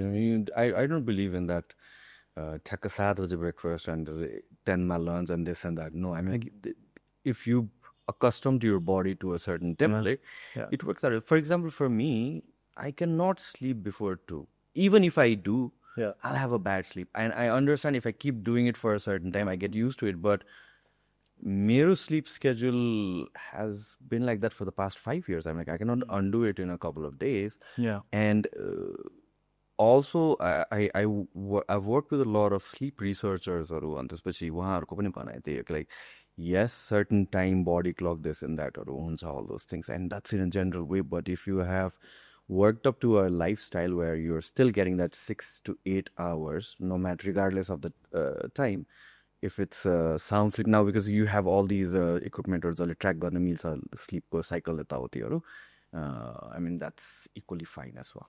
Yeah. So my mother, my wife's grandfather, Wachai, I mean, he passed away a few years back, but he was almost 100. Okay. And he lived the simplest life. He just walked every day. He ate food on time every day. He slept well. He knew exactly how much to eat. He never overate. He never underate. He ate just the right amount. He had his discipline around eating, so the way he sat and ate, kind of food he ate, and very simple, like very simple. And that is what got him to 100. So the whole idea of, like you said, just going to gym to be healthy, or, just having fancy supplements to be healthy. Yeah. Just yesterday I was reading something, if this is again a close friend who said, if you cannot do one pull-up, run 1 mile, or do 10 push-ups, forget about taking all those fancy supplements or doing cold plunges or wiring your body. That's a massive nutrient. That's a massive nutrient that science is already rejecting, the cold plunge thing. So, I mean, and in the 60s, you'd be amazed, in the US, all this was a part of the curriculum. You could not graduate from school if you could not do 10. Oh, yeah. I've read about it. Yeah, पहिला त्यस्तो हुन्थ्यो. Even I don't know अहिले कस्तो छ त, because like अहिले त छैन US मा or most countries, but पहिला it was a part of your regimen. I know. That you had to clear that physical or you couldn't clear school. And that's basic. A push-up is basically, just you being able to take your body weight. Yeah. Oh. स्कुलमा पनि पहिला पिटीहरू हुन्थ्यो नि, I think अहिले पनि हुन्छ होला पिटीहरू, बच्चामा एकदमै पिटीहरू यादहरू गराउने, फिजिकल ह्याबिट, आई मिन फिजिकल एक्टिभिटीको ह्याबिट बनाउने वान अफ द अर्ली थिङ्सहरू पनि त्यही त हो नि त. So of course times have changed, अनि त्यो कुराहरू प्रायोरिटीमा छैन, हामीले राखेका छैनौँ. हजुर, तर इट सुड बी एक्चुअलमा अहिले छन्, किनभने most of us are working desk जब्सहरू, अनि त्यसपछि फिजिकल एक्टिभिटी एकदमै कम छ. Plus we have a plethora of food to choose from. होइन, मेन प्रब्लम नै त्यही हो, फुड नै हो नि मेन प्रब्लम त. what do you do with money? I think like food is going to be your biggest indulgence. What else are you going to do with money नेपालमा? So with that comes a lot of problems, and then त्यसलाई fight गर्नलाई physical activity सम फर्ममा त चाहिन्छ नि. I still can't get over momos. Yeah. I think if I want to just splurge, I'll find the... What's your favorite momo place then? In Kathmandu? Yeah. Ambogo. Yes. Okay. Yeah. They do have good momo. I do. They're very simple. Yeah. But they do really good momos. Yeah. Mm-hmm. So coming back to again Ferry business ko kurama. Yes. How did you get started with the company? So we had this opportunity with Mahindra two-wheelers. They were looking for a new dealer. This is back in 2010. This is when I had just come back from my master's. And around 2011, first half of 2011, I was just sort of interning with my uncle. I was just learning I was just exploring what business is about. At that point of time, I did not have a clear idea of what I wanted to do. Did you have any idea of experience with businesses? Not at all. No. Not at all. Okay. Not at all. I, in fact, had no inclination of even doing business. So it was very random that, my uncle, cousin, he's my friend, my uncle, my cousin. It's sort of like a philosopher and guide. So we were just chilling one night, and he's like, "What are you doing? What do you want to do next?" I'd just come back after my postgrad, and I was like, "I'll figure it out. I'll probably get a job, or go do another master's or something like that." And he was gracious enough to tell me that, why don't you explore what we do here? Because I had no inclination, even though I studied in the UK, I did not like the life there. I wanted to be with my family. Or I wanted to be around family. So he said, if that's the case, why don't you see what we do? And he gave me 6 months. 6 mahina chahi, to just sit with him and observe what he was doing. And it was during that time that we got this opportunity to work with Mahindra two-wheelers. They were looking for a new distributor. And we applied. They liked what we said. Back at that time, automobiles in Nepal was still not very modern. It was being run in a very 90s kind of fashion. So we thought there is a good opportunity to do something new. And that's what we presented to Mahindra, and they were happy to partner with us, and they decided to appoint us as their distributors in Nepal. And at that point of time, we started working with Mahindra. They had 2 scooters. We started selling those scooters. And the difference we created was more towards creating value for the customer, which is what we still believe in today, and which is what we feel, which is why we feel whatever moderate success we have is as a result of that. So we made nice world-class showrooms, clean atmosphere, nice displays, not like a warehouse. We had good sales advisors. We had good service advisors. We made nice global standard service centers. We started doing localized ads. I remember in 2011, there were these scooters called Mahindra Rodeo. We sent them up to Kagbeni. त्यो बेला बाटो पनि थिएन. अनि I remember we destroyed around 8 scooters. But we wanted to make a local TVC. And that was the first sort of local TVC which came out.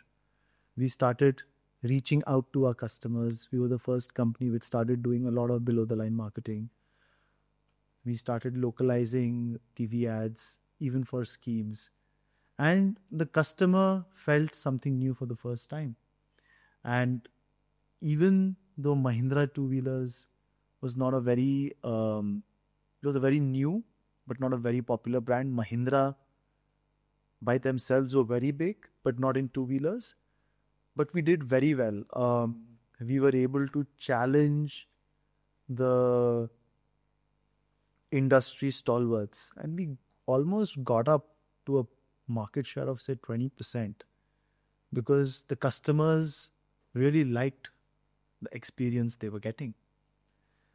But it was not a very profitable business. So,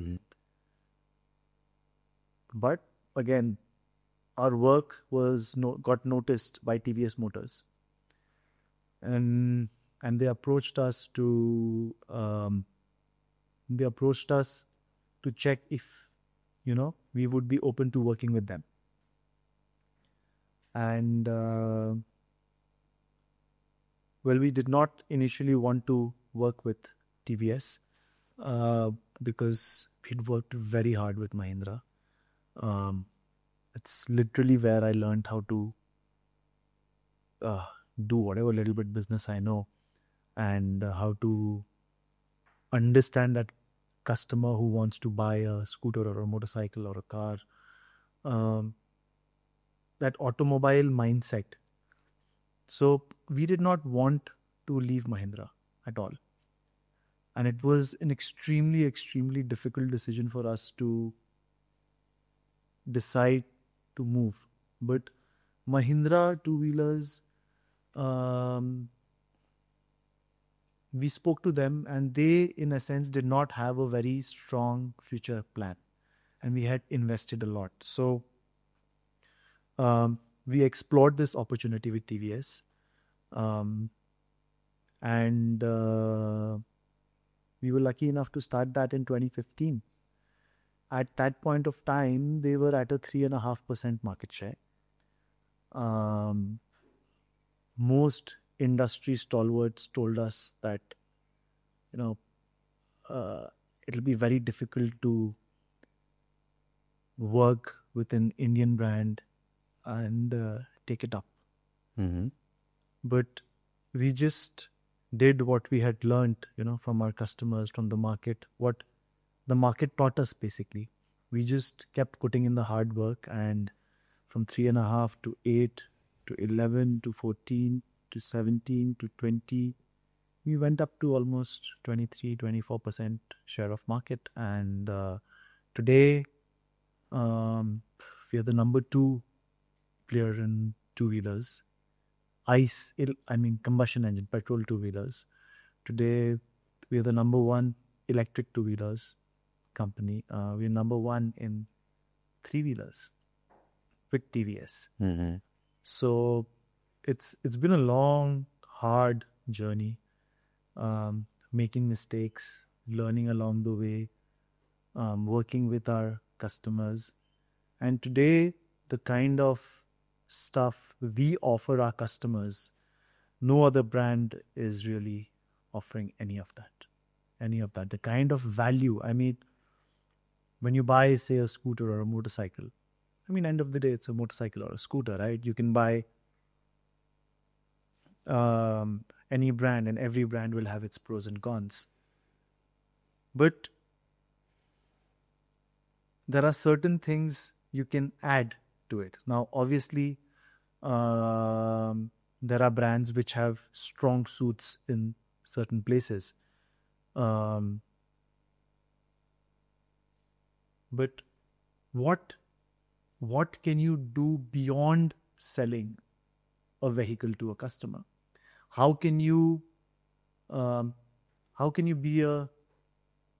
ensure that you're a part of their life, wherein whatever value that vehicle is creating in their life, or whatever problem it is solving, how can you help them do it more effectively? And that's how we came out with offerings like a lifetime warranty. Today, on any of our ICE two-wheelers, we offer lifetime warranties. And this is standard. You don't need to pay anything for it. It's nothing. It just comes standard. So all vehicles are lifetime warranty? All are two-wheelers. Petrol two-wheelers, all of them come with a lifetime warranty. Not on the electric, because the batteries have a certain life. So the batteries are designed on life cycles.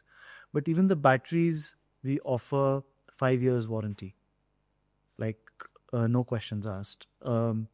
In ICE, we offer 10 lifetime warranty for all our motorcycles, our scooters, no questions asked. And this is a result of the understanding we have as a team about how our customers use the bikes, how our bikes perform under different situations, and how our team can deal with it.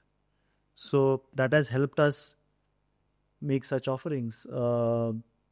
We offer spare parts for customers within 60 minutes. They can give us a call, make the payment, and within 60 minutes, we can deliver it to wherever they are. Otherwise, it's free, Domino's. In fact, that was our inspiration when we thought of this offering. 60 minutes, not free. And there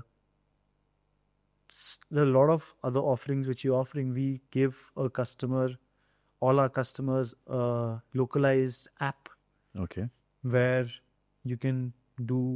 you have all your information about the vehicle. You can scan your driving license. You can scan your insurance, your blue book, all of that. So, it's all there on record, and you can just show it to any official, any checking, anything you want. It's all there. You can make your service reminders, your service bookings, all of that through the app. They can reach out to any dealer, to us via the app, and we have a turnaround time of 24 hours that we'll solve their issues. They can order spare parts online. They can become a part of our scooter or motorcycling communities. So we run one of the largest motorcycling communities in Nepal, which is called the Apache Owners Group. Today there are over 100,000 Apache owners in Nepal, and around 25,000 of them are a part of this fantastic, vibrant motorcycling community, which is self-run, self-sustaining. We don't do much. It's just the love of motorcycling which keeps it going, and you can access that through that app. We have tied up with a lot of restaurants, shops. Just being a TVS customer, you get a discount at these places. There are so many offerings. You can, if you want to exchange your existing vehicle or for a friend, you can just ask for an exchange on the app. If you want to get a test ride, you can just do it on the app. Anything which is related to your vehicle in its life cycle is available on that app. And we are there on that app with you throughout. So offerings like this so this is beyond selling the vehicle. TVS makes the best two-wheelers in the world in terms of quality. They have won multiple awards for it. In fact, they're the only Indian company to have won that Deming Award, which is like the most prestigious award for engineering. And that itself speaks of the quality of the products which TVS makes. We're super grateful for that. But as distributors, we are not really making the vehicles. We do manufacture. We are doing the assembling in Nepal. We are assembling all our two-wheelers and three-wheelers in Simra in Narayani province. But what else do we do? So we've created all of these additional values for our customers, which literally no one is doing. And just being a part of the TVS family enables you to do so much more than just owning a bike. Today, there are so many of our customers who made friends because of their bike, because they were a part of communities. Now they do rides together, they do lunches and dinners and breakfast together, they do social service together. They go to schools, colleges, orphanages, they go help them out, they work, they teach. So this is all come together as a community. And when I talk about community, I don't only I mean our customers. There is a big role which the local mechanics have played. We have trained over, I think, 15,000 mechanics in the last 10 years. We consciously train 2,000 to 3,000 mechanics every year on the new technologies, on our new products. And they are an integral part of our community. Today we work with over 4,000 mechanics regularly, and a big part of our sales comes through that. So we have created a small community with our customers, with the stakeholders who enable the entire ownership experience of having a two-wheeler, and which is very unique to what we are doing in Nepal, and which is what adds real value to being a TVS customer. I have two questions. Yes. Warranty one thing, ma. Yes, please. Now, number one, isn't that a liability for the brand or the company itself? It is. It is, right? So it is a part of our marketing cost. Yeah. So we've consciously decided we have a certain calculation that it is going to cost us this much amount of money. But we consciously say that it's fine. We want to serve our customers in a certain way. It also helps us in marketing. Yeah. But it also creates that much more value for our customers. Today, we tell TVS that if any of your product works in Nepal, it will work anywhere in the world. We have the mountains, so we have the gradient. We have bad roads, so we have potholes, and we have crazy dust. These three things are like the worst enemies for any machine. And if a machine can conquer these three things, they can pretty much work efficiently anywhere. So we have identified that this was a pain point with our customers, that, they had to be careful while riding their bikes. We also identified that joy of riding is a very big, it's a very big need. That, when people buy bikes, of course, they have to go from their home to office and come back and do their, everyday chores. But they want to feel something. And sometimes warranty was the impediment in making them feel that joy of actually riding a bike because of the conditions what we have. So we said, what? Ride the way you want. We will give you a lifetime warranty. You use the bike the way you want. You use your scooter the way you want. You take it on mountains, you take it on hills, you use it in Tarai, you use it in, wherever. But use it the way you want. TVS makes fantastic products. They are sturdy, durable, and we offer unparalleled service. Yeah, it's a cost for us, but it does something for our customers, and it's, it helps the brand overall. So यहीसँग related second question is जस्तो कि अब यस्तो major decisionहरू लिँदाखेरि how does the boardroom look like? I mean, decision making कसरी हुन्छ तपाईहरुको? How do you guys decide? How do we decide? Yeah. Any नयाँ कुराहरु add गर्दाखेरि? Our team is full of young blood. Like, we are a very young company. Our three-wheeler guys, I think, 29 years old. And our three-wheeler business was not doing very well 3 years back.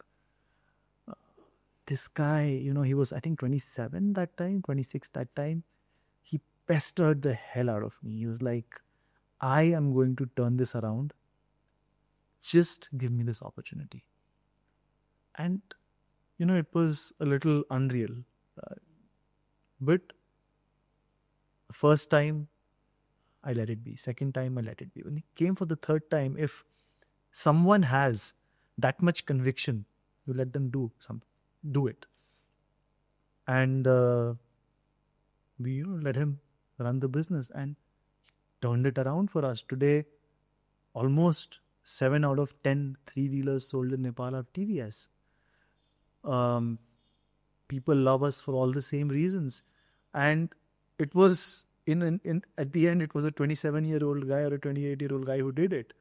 And the solutions which he got, we are not working in the boardroom, actually. We are working on the ground. We are working in the field. We are working with the customers. We had very clearly identified the issues which our customer was facing. And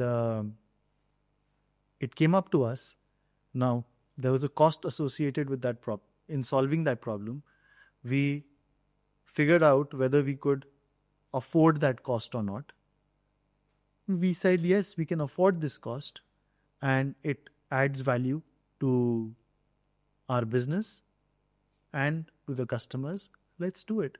So it's not that difficult a decision, because once you understand that you can improve something and you know what the cost for that is, it just boils down to a simple decision. And I'd love to invite you to our office one day, meet our team. You'll be surprised to see the kind of, data, the kind of work they do on ground every day to,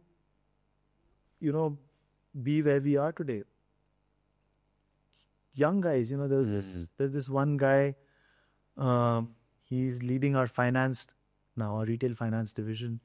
He's the data analyst. He came to us when he was 21. And he went around the country mapping routes of every three-wheeler where it was moving. And mapping, say, how much the three-wheeler driver was earning on every different route. So if there are 400 different routes, he had a map earning of every driver on those 400 different routes. And this is a 21-year-old kid. And then he came up with a problem statement. So this is the issue. This is what you need to do. This on sales side, this on the finance side. And once you know that much, then it's just a matter of taking a decision and whether it's feasible or viable for you or not. Not every decision works. You will fail. But the idea is to, again, keep doing things. So we keep doing. And that's where the young team energizes all of us. I mean, the 20s, 30s, when you have that energy in in your organization, they'll keep going. I have to answer more to my team than my team has to answer to me. And I love that. And people hold me accountable at work that this is something you were supposed to do, but you have not done it. Yeah. And I'll be like, okay, fine. So let's get into this. And I think that's a fun way of working, because then you're learning from who you're working with. And if I can't learn from the people I'm working with, then what's the point of having those people if I'm the know-it-all?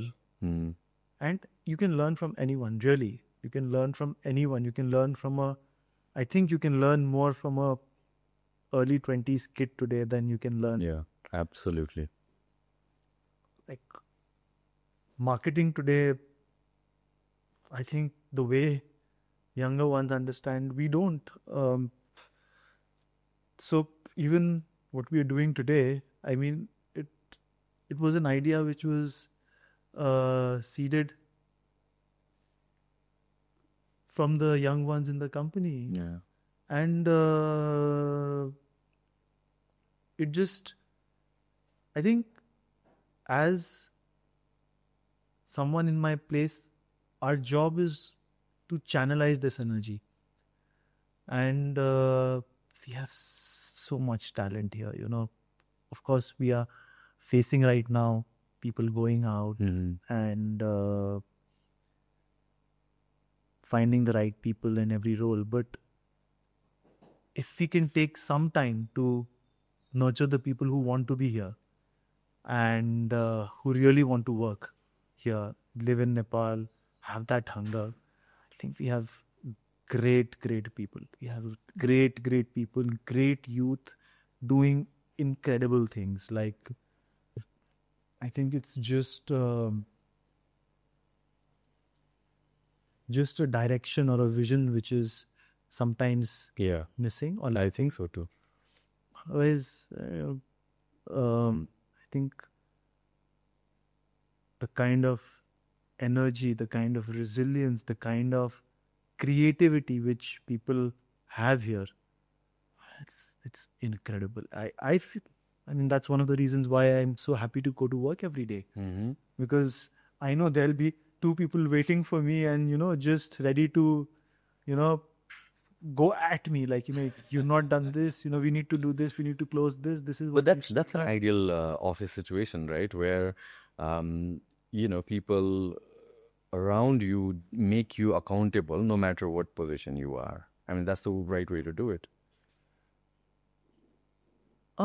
See, I don't know if it's the right or the wrong way, because every individual is different and people work in their own ways. something works for someone, something doesn't work for someone. I think what's important is to enable people. Like if you can enable someone, he might be able to do 10 on 100. But if you can enable him to do that 10 perfectly, then at least you get that 10 done. And that is what I feel is very important. Like, I know we don't have a perfect organization and we make so many mistakes. And there are a lot of times when it does also become hierarchical. But there is a conscious effort that whatever people are doing, they do it by themselves. And even if they make mistakes, you should have the heart to let them first make mistakes. And of course, your own calculation or working that what that is going to cost you and whether you can let them make that mistake or not. But if you can design your organization in a way where you can let the risk also happen, but also have the freedom, that works out beautifully. And it's not, I wouldn't say it's ideal because it brings up a lot of surprises as well.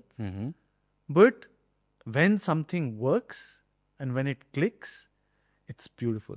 Like, it's amazing. And just to see all these young people in the organization doing so much, it's fantastic. It's fantastic. Like, our finance business was completely turned around by this 21-year-old. He's much older now. He's, 25, 26. But it completely turned it around. He got some guidance from a CEO we got. And with the CEO and him, completely turned it around. Our three-wheeler business completely turned it around. Our construction equipment business completely turned around. Our plant is being run by this guy who was leaving for Dubai. And I asked him, "Are you going?" And he was a good guy. He joined us as a service engineer, so right at the bottom. Okay. He graduated with his engineering, joined us, and he was in the plant. And he worked with us for, I think, 3 years or something. And he said, "Sir, now, I have certain responsibilities towards my family and this is not enough for me.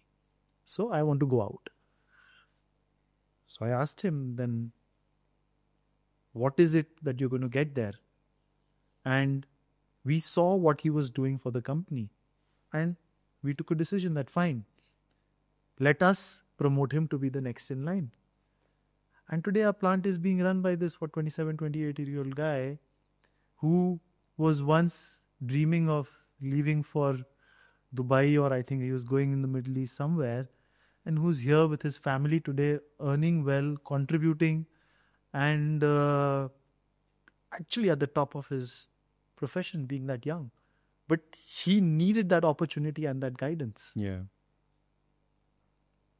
A lot of times what happens is because like something Nepalको कन्टेक्स्टमा कुरा गर्दाखेरि चाहिँ Dubai एन्डबाट प्रब्लमको बारेमा सुन्छौँ where कम्पनीजले right candidate pound गाह्रो छ र अर्को एन्डमा चाहिँ क्यान्डिडेट्सहरूलाई जब पाउन गाह्रो छ. समवेयर समथिङ इज मिसम्याच जस्तो. एन्ड आई फिल लाइक त्यो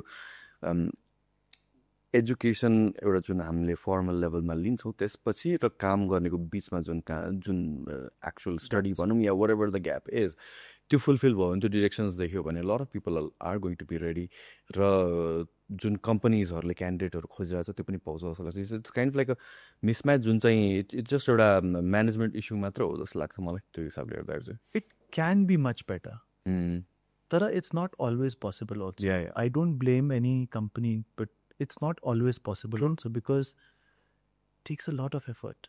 And businesses don't wait for people. Businesses will move at their own pace. The markets will move at their own pace. And we have to adapt to that. So, त्यो गर्नलाई पनि you need a lot of effort. And that sort of direction, that sort of conviction, that sort of development. And I mean, that's why, I mean, I feel extremely lucky that I have had the guidance from my elders to be able to do this. And I have a team who has enabled me to do it. I have really not done any of this. This is entirely work of the guidance I've gotten and the energy from the team which is there. So all for me, I have to just channel it. So I feel I'm extremely lucky, and I'm grateful to everyone who's working with us and to my family, you know, that today we've been able to do this. But it's not easy. But to answer your question, yes, it is possible. And we are seeing that, say, with the outsourcing industry in Nepal now. It's amazing, the kind of stuff that can be done. There is so much innovation which is happening. So much creativity in Nepal, you know. There are so many companies. I mean, you already must be knowing who are doing so much work for the best, biggest companies in the world. I have a very dear friend who has, you know, shifted his life from Australia as an Aussie guy and living in Nepal, running his company from Nepal. And it's completely dependent on Nepalese talent. So if there was no talent, it wouldn't have worked out. But talent is there. And, you know, we were having this discussion some months back. You know, a lot of people were complaining about a lot of our young people leaving the country. And it is a travesty that, you know, people are leaving. But it does not make us any poorer, because the people who are here can still do a lot. You know, we are a country with immense potential. I don't think we should be crying over who's left, because even for the people who have left, it's not easy on them. I have seen so many people, you know, from my own office who've gone, and when I speak to them, they're like, sir, dukha yahan pe nahi garnu parcha, dukha tyahan pe nahi garnu parcha. Tyahan gaepachi ali stability paunchu, we can do something for our family. Can you imagine 23, 24-year-old people saying that, you know, hamro bacha, you know, I was talking to someone who went to the UK, like, sir, kunai din mero family huncha, mero bacha huncha, kam se kam mero bacha le ta euta social security pauncha. So imagine the kind of hardships they have faced to be leaving their family, leaving the comforts and going out. So I don't blame them, but there is still so much here. You know, we are still, you know, actively, there might be, I think, around 2.2, 2.3 crore people in Nepal. And we are a big country with a lot of potential. We have everything. There is so much that can be done. So I don't think that we are poorer thereof because of these people have left. And now these people are coming back. Yeah. You know, and they're coming back with experience. True. They have seen the world more than we have. And there's so much to learn from them now. So it's incredible. So there's always a silver lining. I mean, there's always a silver lining, and there's a lot which can be done here itself. I just feel like we are in a transitional period. It's kind of your trend. We are seeing it, but eventually when people return back, so I'm like, it's going to be much more efficient, and people are going to understand. Like when people share their experiences, others learn from that as well. It's not just about बाहिरको वर्कको कुरा मात्र होइन कि बाहिरको एक्सपिरियन्सको कुरा मात्र होइन कि what it requires, त्यो जुन ग्याप हो हामीले पुरा गरेको थियो नि त, त्यसमा पनि पोइन्टर्सहरू or like what त्यो ग्याप फुलफिल गर्ने कुरा र बेसिकली बाहिरबाट आएपछि जुन देखिन्छ राइट आफ्टर युनिभर्सिटी के गर्ने रहेछ त, कस्तो काइन्ड अफ प्रिपरेसन गर्ने रहेछ, or इभन कलेजको एजुकेसनमै सर्टन थिङ्सहरू मेबी प्र्याक्टिकल स्टफहरू जुन फ्युचरमा काम लाग्न सक्छ त्यस्तो जस्तो कुराहरू इन्क्लुड गर्ने. सो त्यस्तो कन्भर्सेसन्सहरू भइरहेको छ लट अफ फ्याक्टर्समा, लट अफ थिङ्सहरूमा. That I just think like your transitional period or eventually once it happened, because every country goes through that, right? And once you are over this period and then like actually त्यो जुन हामीले खोजिरहेको छ एउटा fundamental या भन्छ एउटा जुन ground work खोजिरहेको छ that will happen and then like things will run out smoothly. Absolutely. I mean, which country does not have problems? Yeah. There are problems in every country, but we have seen a lot. Like, seen a lot. Ani our यत्तिकै मान्छे resilient भाव होइन नि, केही न केही दुःख भोगेर resilient भाव. So we have seen a lot, we are resilient, and the biggest thing is if there is hunger and drive to do something, I think that is enough. Even if we don't have the hunger and drive, even if we have the intention to do something, I think everything else will just work itself out, you know. And of course, we can point out to 10 different problems today. We can say this, we can say that, you know, but there are also, along with that, there is so much that can be done. And the people who are seeing that are doing incredible things, like fantastic stuff is happening here. And it's just that, you know, either we are not able to see it, or we are not shown all of that, or, you know, people tend to, you know, follow a narrative. So, kaile kahi manche त्यो narrative mai harauncha, rather than seeing what is right in front of him. I think the transition भइ पनि रहेको छ किनभने like we come from a country जहाँ चाहिँ धेरैजना primarily business families बाट आएको छ नि, या prior experience हुँदैन. So people have no idea about this thing. Like मेरै पनि I don't come from a business background, या family छैन मेरो business मा. So मैले फर्स्टमा जिम खोल्ने बेलामा I thought like एउटा खतरा skill as a trainer भयो भने पुग्छ भने. तर running a business is completely different thing रहेछ. I learned it only after I got into it. एउटा हिसाबले गुड पनि हो किनभने चाहिँ for me I thought it was going to be easy, अन्त तर त्यसैले मैले आर्ट गरेँ, नत्र आर्ट गर्थेन होला सुरुमै थाहा भएको भए.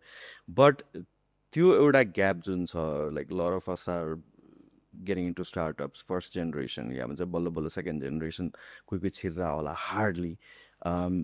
It requires a time. र त्यो narrative set हुनुको लागि पनि अब जस्तो कि we saw it in 2016, 17, 18 को बेलादेखि बल्ल अलि स्टार्टअप भन्ने कुराहरू, बल्ल बिजनेस भन्ने कुराहरू, अलिकति मार्केटिङ फाइनेन्सेसको कुराहरू आउन थाल्यो मेन स्ट्रिममा. अहिले फेरि with various shows, Shark Tank आउन जाँदा like people are talking about business again.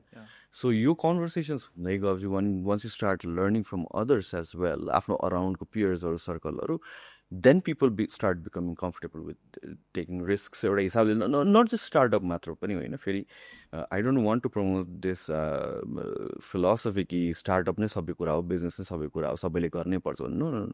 Sometimes it's way better or optimal for you to work in a company and grow that company rather than starting something fresh and doing it. So it really depends upon your choice, your advantage ke ho ta, or what you want to do in life. But eventually what I see is people are getting alikata comfortable with starting businesses now. Businesses bhanne ke massive scale nahi hunu zaruri chhain, maybe starting somewhere ekdam सानो कुरा भए, and they in return to cycle हुन्छ नि, त्यसले आफूलाई नै foster गर्दै, आफ्नो community foster गर्दै eventually I see like next 5-10 years where they are going to be massively yo startup boom चाहिँ हुन्छ कि जस्तो मलाई चाहिँ लाग्छ. Let's hope so. I mean, that's for best of all of us, and there's everything we need to enable that. Everything we need to enable that. And we're just not a very big country. We are not very भिन्नै खालको धेरै भिन्नता छैन. The value system at the core is very solid, and it's similar. So it's absolutely possible. It's absolutely possible. And that's what drives us. That's what at Shankar especially, like our motto is a future to lead, and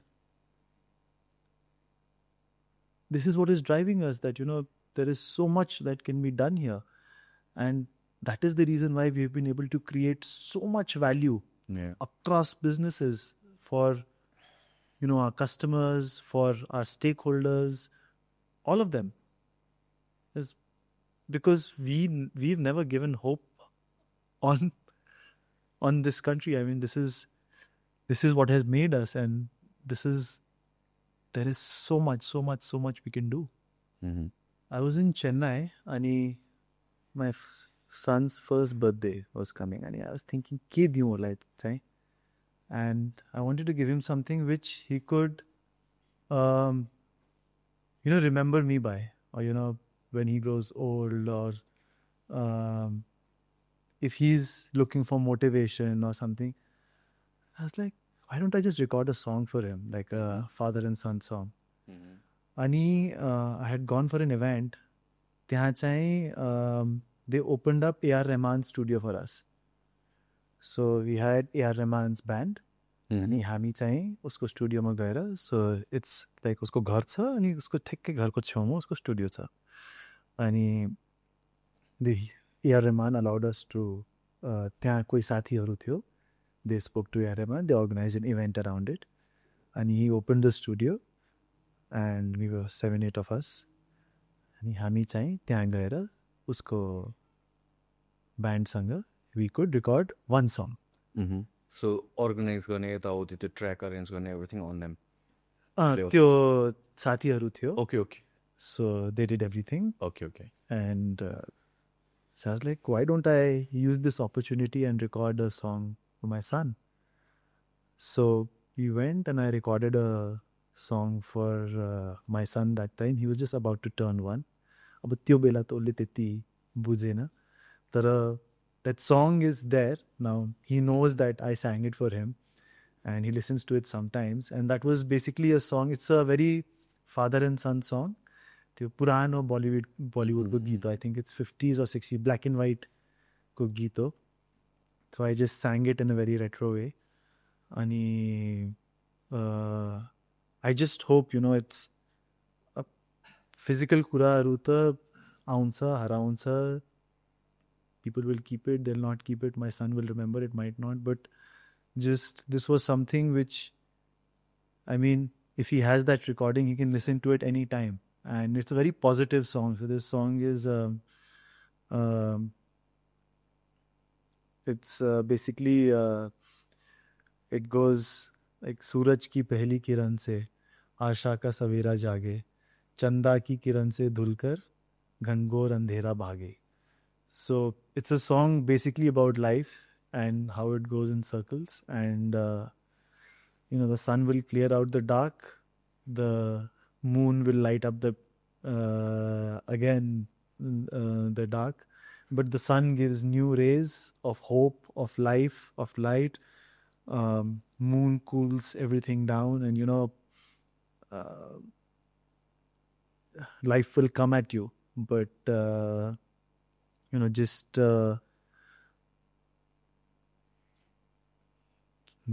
it's like kahin dhoop khile, kahin chhaav mile, lambi si dagar na khale, jahan gam bhi na ho, aansu bhi na ho, bas pyar hi pyar phale. So it's just that, it's the journey which is important. There'll be roadblocks, you'll have bad times, you'll have good times, but just have love in your life, which sort of keeps you going. How old is his son now? He's 6 now. He's 6.5. So he understands definitely. Ali Butsa. Tara, he definitely still does not understand the emotion, but he knows the song. I've made a playlist for him on Spotify, so I've put that song for him. And he listens to a lot of music with me. So if you look at his playlist, it's not like a kid's playlist. He'll be, so I'm playing my songs and he'll just come randomly. He's like, Papa, put this one in your playlist, in my playlist. So he has 70s rock. He'll have EDM. He loves Avicii. Okay. He loves, I don't even know the band's name, but there's this song called Sherry Sherry Lady. He loves that song. I don't know where he heard it. He loves that song. If you go further in his playlist, you'll find there's a Puff the Magic Dragon also. There is a Paw Patrol also. And all of a sudden, there will be like a song which talks about spirituality. He loves this song about Shivji, like Har Har Shambhu. Then he loves the Bollywood also. So he also, I don't know where he gets his music taste from. Just, I think day before yesterday, I was listening to something and he's like, please, can you put both these songs on my playlist? And this one song was, it's this very modern song, Pharrell Williams, Get Happy or something. And this other song, I don't even remember the name, but it's a very upbeat, like modern EDM song. And I don't know where he gets this taste from, but I think probably he just listens to music at home. And he, like The Nights is his favorite song by Avicii. He loves Shakira, the football song, Waka Waka. Waka Waka. He loves Kenan, again, that football song, Waving Flag. I think that's the greatest football song of all time. Ever. World Cup song Ever. of all time. Nobody can argue that. And I don't even watch football. Like even for me, that's the greatest song of all time. I love football, and I mean, I was in Europe when that World Cup was happening, with his friends roaming around Europe, and that song, I mean, I have so many memories. Roaming around Europe, listening to that song. I mean, all World Cup songs are great, but that particular, I'm like, they've been trying to, do one up on that song, but I don't think it's going to happen anytime soon. Yeah. So something about, I think it's also, with the music, the song you said you wrote for your son as well. I didn't write it. It was a Bollywood song. Yeah. Okay. Then the one you sang or you created the song. Music is so nostalgic. I'm life, a lot of things, like if you remember, at least that's how I look at life. Kun era ko bhanera bujhna ko, like kun song thyo type ko. For me, like that's how I relate to like maybe the 90s or the 2000s is a different. I'll say like yo song haruko kind of thing. So I know exactly the thakka kun time ko barema kura garira ko. And then like past 2010s, say 2020, somewhere it's a different kind of thing. So music can be very nostalgic, especially for kids when they grow up. Aru kura kehi kura yaad bhayo pani nabhayo pani त्यो music ko meaning tha bhayo pani nabhayo pani lyrics tha bhayo pani nabhayo pani, just the feel that the music gives emotion attached to it. Yeah. How it makes you feel, I mean, that sticks with you forever. So, like, from the time we're conceived to the time we die, we form memories. And memories are associated with emotions. That's just how we are designed, right?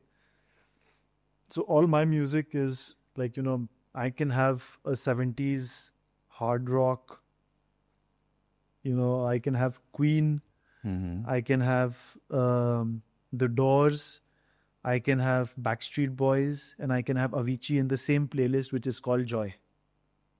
Because it evokes that same emotion, irrespective of the genre, of the time.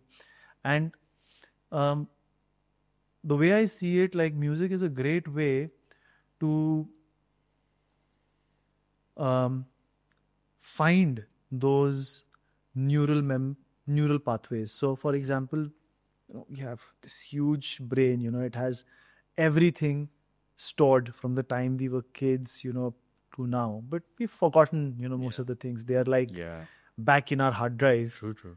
And our active neural pathways, they don't reach there that often. But music, people, places, they take us back there. True. And they can help us find solutions to the biggest problems in our life. They can help us motivate, help us find way. A lot of people are lost as to they don't know what to do in life.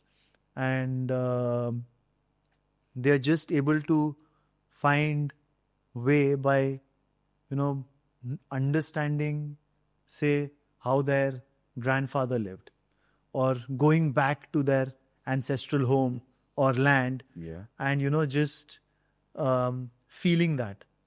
And these are great ways how we connect with ourselves. And I am a very strong believer in all of this. I mean, in fact, it's my mission to find out more about my lineage, because that's who I am. Yeah.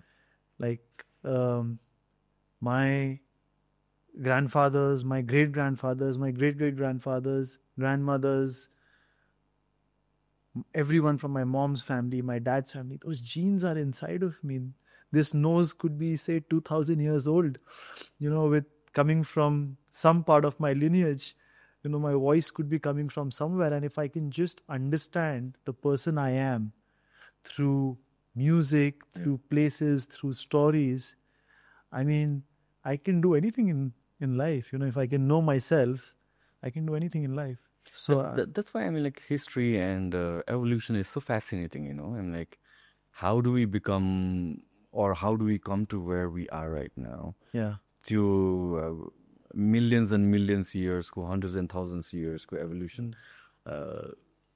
बुझ्ने भन्दा पनि if you understand the gravity of it, then your day-to-day को कुराहरू, it doesn't seem as big. I mean, because we want changes एकदमै short time मा, and yes, कुनै कुनै कुरा हुन्छ short time period मै, तर for a lot of things, I mean, it takes time.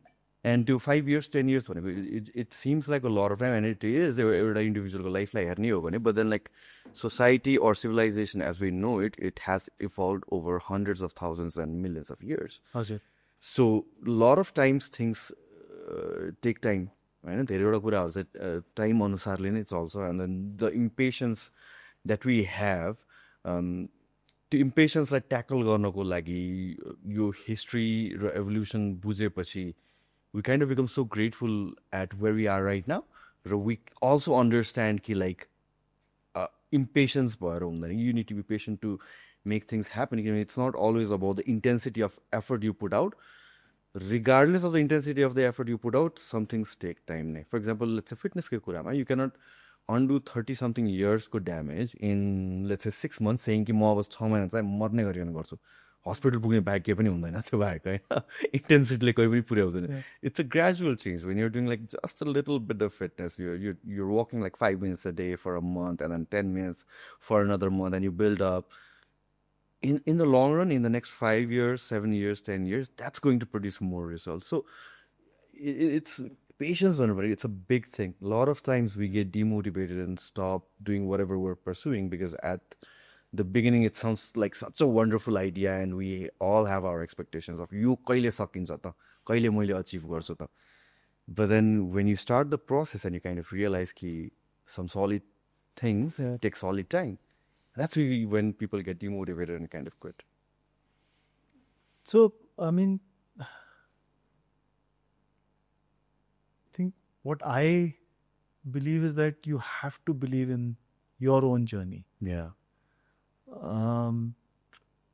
It might take time, it might come easy, but if you have faith in yourself and your journey, and if you can live it with, your own values, whatever your values are, if you can live it with love. So, again, being a little philosophical, but I believe there are two ways to live, either with love or with lack. Mm-hmm. And I believe that anything done with love is more fulfilling and nourishing. I mean, lack is a very big motivator. Mm-hmm. When you don't have something, you want to do it. But I feel if you can do the same thing with love, where the motivation to do something comes from a place, where you find yourself, where you find love, where you feel, where you enjoy the journey. I think that is more fulfilling in general. And I mean, that's what I feel that's what my life is about. I mean, I don't know what's going to happen to me tomorrow. I don't know what's going to happen with business. I don't know what's going to happen either ways. But if I can live a life which I and only I can approve of, then I have lived my life. And it takes a lot of strength sometimes to accept your own self. It takes a lot of strength for people to live in the society being yourself. But once you can get past it, it's beautiful. It's like a breeze. The kind of things you can do after that is incredible. It's incredible. And I'm a very strong believer of living life from a place of love. Do you, business को यो कुरा गर्दाखेरि you also said business को पनि अब आज हुन सक्छ भोलि नहुन जे पनि हुन सक्छ. Yeah. Does that worry you at times? I mean, like we feel like एउटा कस्तो perception हुन्छ भनेपछि people who have been doing businesses for such a long time. Of course, to let it consume you, that's another thing. तर some sort of defense को perspective ले or future मा के हुन सक्छ anticipation को perspective ले, there's something that's always going, right? People who are in business, at least मलाई पनि त्यस्तो feel हुन्छ मेरो around people लाई पनि सोद्धाखेरि एउटा low level of anxiety भइरहेको छ. Now anxiety, if you look at it in a negative limelight, त्यो extreme forms हरूमा होला. तर I don't even know if you call it anxiety. But something is there. I mean, like, it's not completely blank. Something is always chasing kind of thing. Do you ever worry about business stuff? Yeah, I do. I mean, it's very natural to worry, but it doesn't bring you anything. And it's really not in your control. I mean, you can evaluate your risk. You can evaluate the structure of your business. You can set it up in a way wherein it would ideally last longer than in some other way. And you can set up your risk profile in such a way wherein either if you're, if you have, say, the heart to take a big risk and take a big fall, then you can set up yourself that way. Or if you're happy with steady returns, then you can set up a low risk, low return. And some people mix it up. So I think the way we do business is who we essentially are as people. And if people just realized that, whether they're investing in stocks, whether they're setting up a business, whether they are, just investing even into simple thing like land. Yeah. If you can understand the risk behind the investment you're making and the structure of the business, what you're doing and what can happen with the business, I think that essentially prepares you for everything. That essentially prepares you. I mean, of course, once, say, you get to a certain point where your life is comfortable, and if you have to lose that, then, you have to again sweat it out, or, again, go through the hustle. It's incredibly tough. Mm-hmm. It's incredibly tough. But that's not in your control. That's your destiny.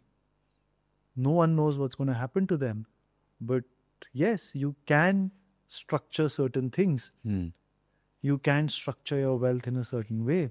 And today with internet, with social media, there are so many classes online. There is so much valuable information out there which can help you do that.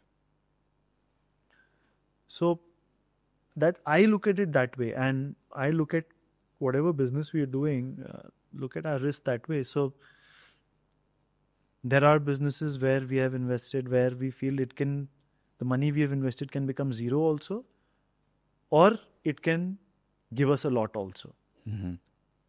But that is a conscious decision. Now, if I have taken a conscious decision that this can become zero tomorrow, I have told myself that I am okay even if this loss comes to me or this shuts down. this is the amount of risk which I am taking. So, and there are certain businesses where I know, okay, irrespective of how much I do, this is the maximum I can lose.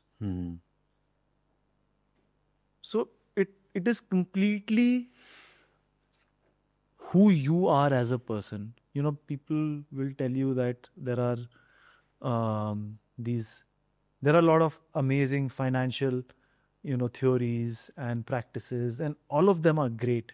All of them can help you learn how to evaluate your risk, how to manage your investments. But end of the day, who are you? What is it that you want? There are people who, I'll give you an example. There are so many people at office, who work so hard. They save a part of their salary. And like recently, they put it all in the stock market. But they didn't know what the stock market is. Rahar ma aera, lagayo. त्यो पनि investment हो. Now,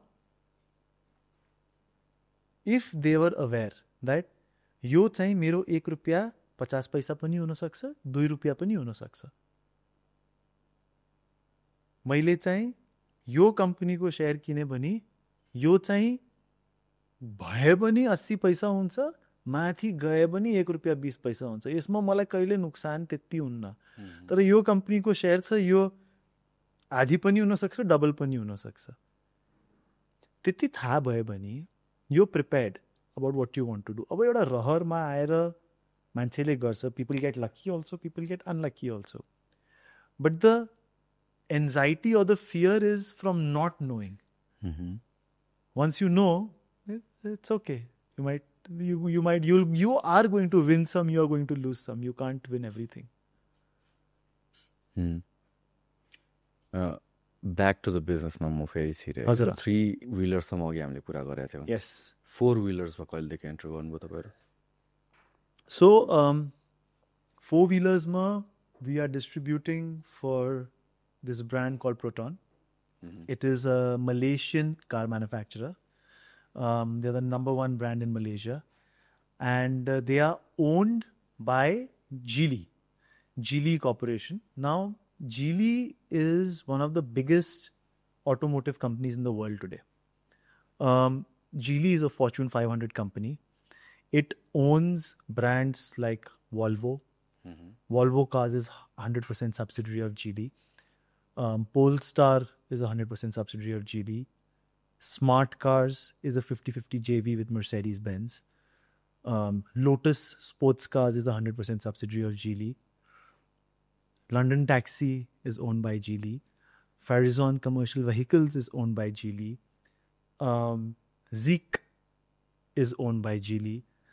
There are more brands. And similarly, Proton is also a part of Geely's vast portfolio. They have a joint venture with the Malaysian company.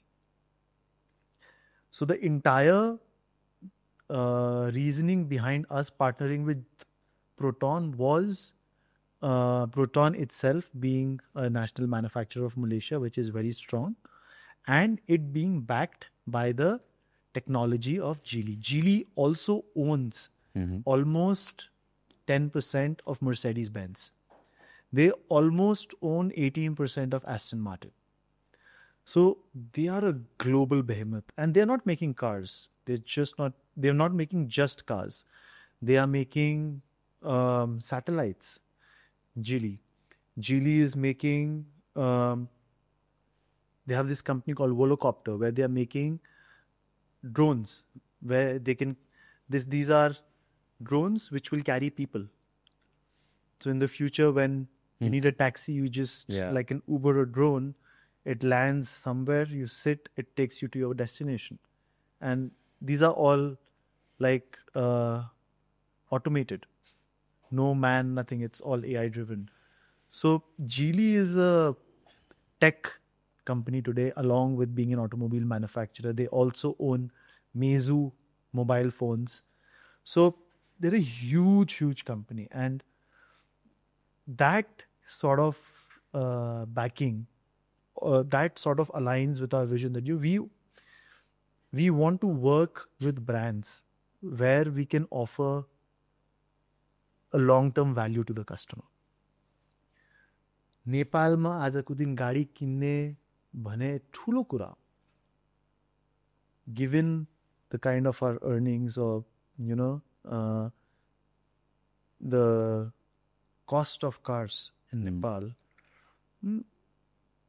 People buy cars in Nepal as an asset. आज तपाईं China जानु भयो भने मान्छेले गाडी mobile जस्तो किन्छ. They have a thumb rule. तपाईको 6 महिनाको स्यालेरी कति छ त्यो बराबरको हिसाबले गाडी किन्नुस्. 3 वर्षको फाइनान्सिङ गर्छ तिनीहरूले. 6 months जति छ स्यालेरी त्यो हिसाबले डाउन पेमेन्ट गर्छ. डन. 3 वर्षपछि जे दाम आयो भने they don't care about resale value and all of that. So for them, because they are in a very different economy, their costs, their living is very different. But for us, it's not like that.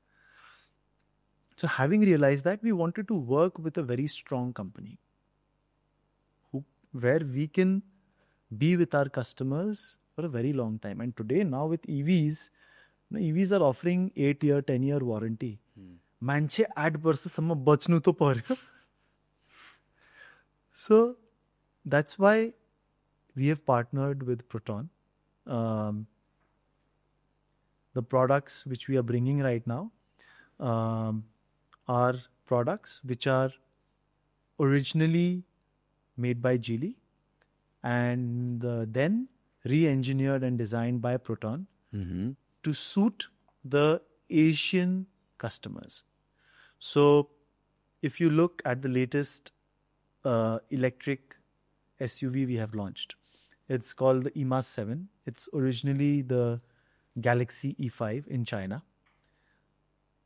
This car, now China, if you have visited China, it's one of the, it is the most developed country in the world. I mean, of all the countries I've been to, I feel it's the most developed country in the world. And I mean, I haven't seen a better country in terms of infrastructure.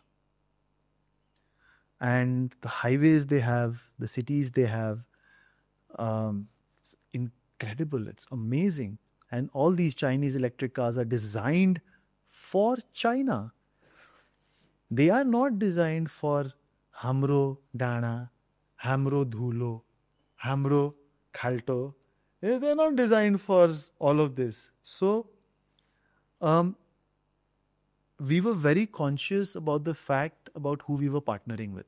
So we have the technology of Geely, we have the Asia expertise of Proton. So this car, which we have launched, it is redesigned by Proton, re-engineered by Proton, wherein we have worked on the suspension to make it suitable for our roads, where we have worked on it to reduce the impact of dust, where the motor is programmed in such a way so that it is capable of working on our hills and mountains.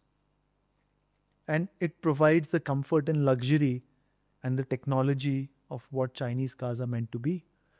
So this is what we are doing in four-wheelers. Again, like our two-wheeler and three-wheeler business, we want to create real value for our customers.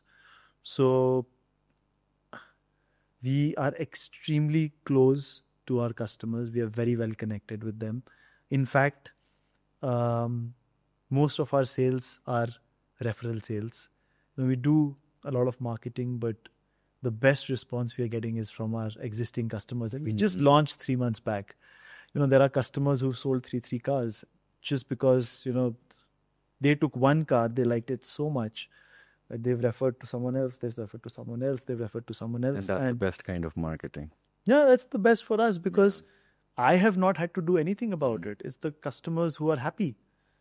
And the cars are fantastic. In Naima, we are going to again bring something groundbreaking which no other EV manufacturer is doing.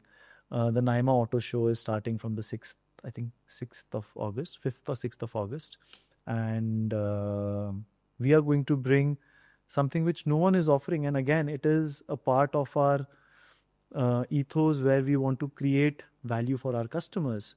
So in terms of EVs पनि किनभने we see lately last couple of years मा यति धेरै EVहरू भित्रेको छ हैन यसको future के देख्नुहुन्छ किनभने चाहिँ एउटा हिसाबले नेपालमा EV को सेल्सहरु त म्यासिभली बढाएको छ मान्छेहरु EV तिर पनि अट्र्याक्ट भइरहेको छन् हैन तर जुन हिसाबले यति धेरै EVहरू छ effectively in a way that's good that the customers have a lot of choice but again त्यो EV एउटा सेगमेन्टको रेपुटेसनकै कुरा पनि आउन सक्छ एट टाइम सो र नेपालमा ग्रोथ कतिको छ भन्ने कुरा पनि ट्राजेक्टरी फ्युचरमा EV as a whole segment कसरी हेर्नुहुन्छ do you think like eventually सबै EV नै हो future So I'll take a step back and the basic first thing is the customer need. Technology does not choose the customer chooses the technology. So if EVs solve for the customer's need, they will be successful. And I'll come to that. But let's start with the ICE technology. In essence, what are we doing? We are taking a highly inflammable liquid, putting it in a die cast, doing a controlled explosion, combusting it, getting some sort of torque out of it, and putting 100 moving parts to get the car rolling. That is the ICE technology, petrol or diesel. That's complicated. It's not that simple. That is the reason why such few manufacturers have mastered it and excelled in it. It's complicated. Now we look at EVs. There is a motor with a motor control unit, which is the software. There is a battery with the battery management system, the BMS, which is again software. And that's it. The battery gives power to the motor gives power to the wheels. There is an axle. Of course, there is your entire onboard CPU, which manages the entire car, all of that. But the technology is extremely simple. It is a much simpler technology than an ICE. Therefore, anyone can make it. And in China, it is not like the rest of the world. In China, the entire ecosystem of automobiles, or mostly any industry in China, it works in silos. So there will be one person or a few people who will be making batteries, and they are expert at batteries. There are few people who are making motors, and they're expert at motors. There are few people who are making axles, wheels, body, and they're expert at that. Now, as a manufacturer, I pick and choose. Okay, I'm going to buy a battery from this brand or this brand. Okay, one or two brands have their own batteries also. But primarily, most companies are buying batteries from whoever they want. So what is a modern automobile company then? A modern automobile company is the person who has understood the customer and the designs are the automobile companies. The features, what they put in the car, are the automobile companies. The way the aesthetics are, the pricing, those are all the automobile companies. But today in China, anyone can make a car. That's why there were 500 companies making cars. So, in essence, technology has become much simpler than what it was before with EVs. And just because it's new today, anything which is new has hesitance. But people will realize that EVs are much simpler. and they work. Mm-hmm. So if they are solving a need or a purpose, then what's the harm? Mm. And that is pretty much the reason why we have such high EV penetration in Nepal. Also, our government has been great. I mean, they have been great. They've had this long-term vision about hydropower. There are a lot of things which they've done well. They've had this thing that, okay, we need to make hydropower in the country. It's not been consistent, but over the last few years, the policy for EVs has been consistent, which has led to the growth of industry. And that is why everyone wants an EV today.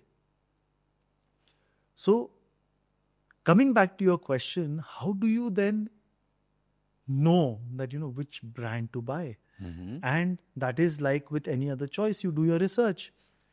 Anyone who asks me, even as the distributor of Proton, I tell them, forget that, I'm your friend and, I obviously want to sell my car to you. But look at the company first. What is the parent company? Look at their history. Do you think they are going to sustain? Do you think they are a long-term player? What is the innovation they are doing on top of this? Are they doing AI? Are they doing self-driving? What kind of cars are they making? Is that called build quality, assembling quality good? See their history. Second, look at the number of sales they are doing in their home country. So, if you want to buy a Proton, see if Geely is actually selling this car in China or not. If this car is selling in China, must be a good car. Mm-hmm. If this car does not sell in its home country, then think twice about it. Look for more details. Third, look at who is the distributor. Is he going to be there when you need him? Not today, after 6 years, 7 years, 8 years. And then choose which car you want to buy. So if there is a certain level of awareness about this, then I am very confident people can make right decisions. And EVs are the way of the future. For us, especially in Nepal, I mean, it's a no-brainer the way I see it, because we make our own electricity. It is completely renewable. We are not dependent on anyone for our needs. Except specific applications. Like, say, if you want a hardcore off-roader. Mm-hmm. EVs can do that. I mean, there are PHEVs or REVs or hybrids and all of that. But if you don't have charging network, or if you have challenge with, the more refined technology, I mean, okay, fine. There is a use case application for an ICE car. So yes, ICE cars will be used there. But unless there is a need, a practical need for something, then you don't need it. And EVs today, they are cheaper than ICE cars, thanks to our government. They are much more luxurious. They are much more technologically advanced. They reduce your cost of ownership. The driving experience is much better. Today, the most luxurious brands in the world, what were they doing? They were taking out vibration from your car. They were reducing sound from your car. They were insulating the cabin. They were giving you that feel. With EVs, you don't need to buy 5 crore ko 10 crore ko gadi to get that feel. 30 lakh ko gadi mein pani paunsa. So now you get luxury of a Rolls Royce, a Bentley in an EV, because the EV has no sound. There are no vibrations, which effectively they took years to master. Mm-hmm. You have great technology which supports your driving. You don't need much in terms of energy. you can charge at home. If you are traveling long distances, now Nepal is coming up. It's still not complete, but I think in a year or two maximum, we are going to have an incredible charging network. We ourselves are working on building up a high-speed charging network across Nepal. And within a year, we would have set up close to 100 fast-speed chargers where you can charge your car. At least our Protons can charge from 0 to 100 in 40 minutes. So once you have that sort of infrastructure, why do you need a nice car? And this is only for passenger cars. If you look at commercial side, I mean, in commercial, there is only one thing. How much money can you make of this car? It's a business. When you buy a commercial van or a truck or a bus or whatever, you're buying that as an asset to make money of it. And with electric, the amount of savings you have on the fuel and maintenance, with the kind of pricing we have today, ICE just does not make any sense. And the main question is about technology, whether the technology is going to last. Technology is so simple, there is no reason it's not going to last. So just EV ko कुरा गर्दाखेरि couple of things haru hai. सुरुमा early adoption गर्ने बेलामा one of the main issues भनेको range को कुरा हो. त्यो range छैन भन्नु. Now we have massive range को कार. हैन, mileage को problem नै भएन. त्यसपछि EV लाई ट्रस्ट नगर्नेहरुको कारण थियो पावर पुग्छ कि पुग्दैन. त्यो पनि that's out of question. अहिले पावर जग्गाले पुग्छ.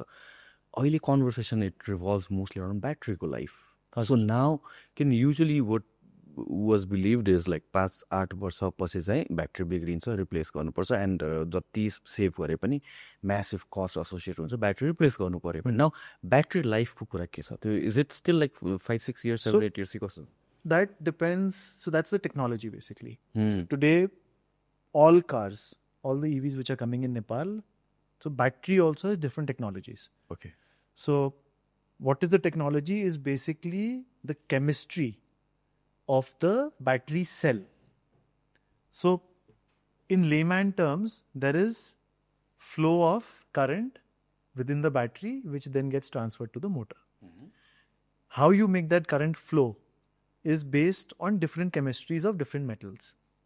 So for example, in scooters, we use NMC chemistry.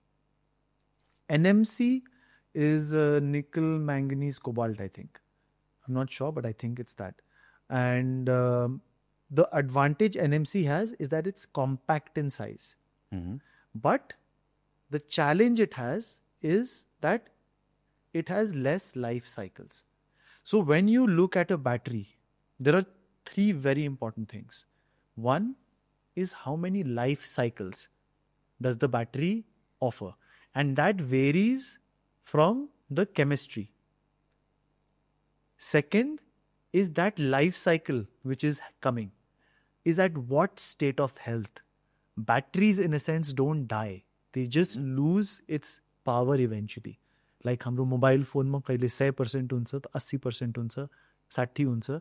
So what batteries do is they are a store of energy. Today they can store 100 kilowatt. But as they keep going down, the energy holding capacity goes down. The battery itself does not get spoiled unless there is a technical error. So, life cycles, your state of health, and obviously the kind of warranty which the manufacturer provides. Now, there are certain batteries which are a little more efficient. There are certain batteries which are not. For example, if I give you for Proton, Proton uses, this is a short blade battery. This is a technology which Geely has developed. Now, the benefit of this battery, so this is firstly an LFP battery, a lithium phosphate ion battery, lithium iron phosphate battery. Ideally, all lithium iron phosphate batteries behave in a similar manner because the chemistry is the same. But the design and packaging of the battery cells, sometimes alter the life of the battery. So ideally, 2500 life cycles to 3500 life cycles is a age of a battery. We offer the short blade battery in Proton, which offers the highest life cycles, is 3500 life cycles. So, what does life cycle mean? Life cycle means that you can charge that battery 3500 times from 0 to 100. At full capacity. होइन त्यो capacity 100 को 0 to 100 जुन घट्दै जान्छ भन्नु त्यो घट्दैन 3500 cycle नहीं Okay. त्यो capacity is separate. Okay. 0 to 100 you can charge it 3500 Okay, times. okay. But eventually your capacity keeps reducing. Okay. And this is at 80% state of health. Okay. So you will get these 3500 life cycles till 80% capacity of the battery. Now, if this car gives 400 kilometers in one life cycle, in one charging cycle, and you have 3500 life cycles, it's over 1 million kilometers essentially. But what happens is the way you charge the car, the way you drive the car, the way you maintain your car in terms of its regular health checkups and all of that, that also affects the health of those life cycles. So that 3500 can come down to 3000 if you don't take care of your car. But even then, that's insane. That's insane. That's a lot. So in essence, batteries don't die.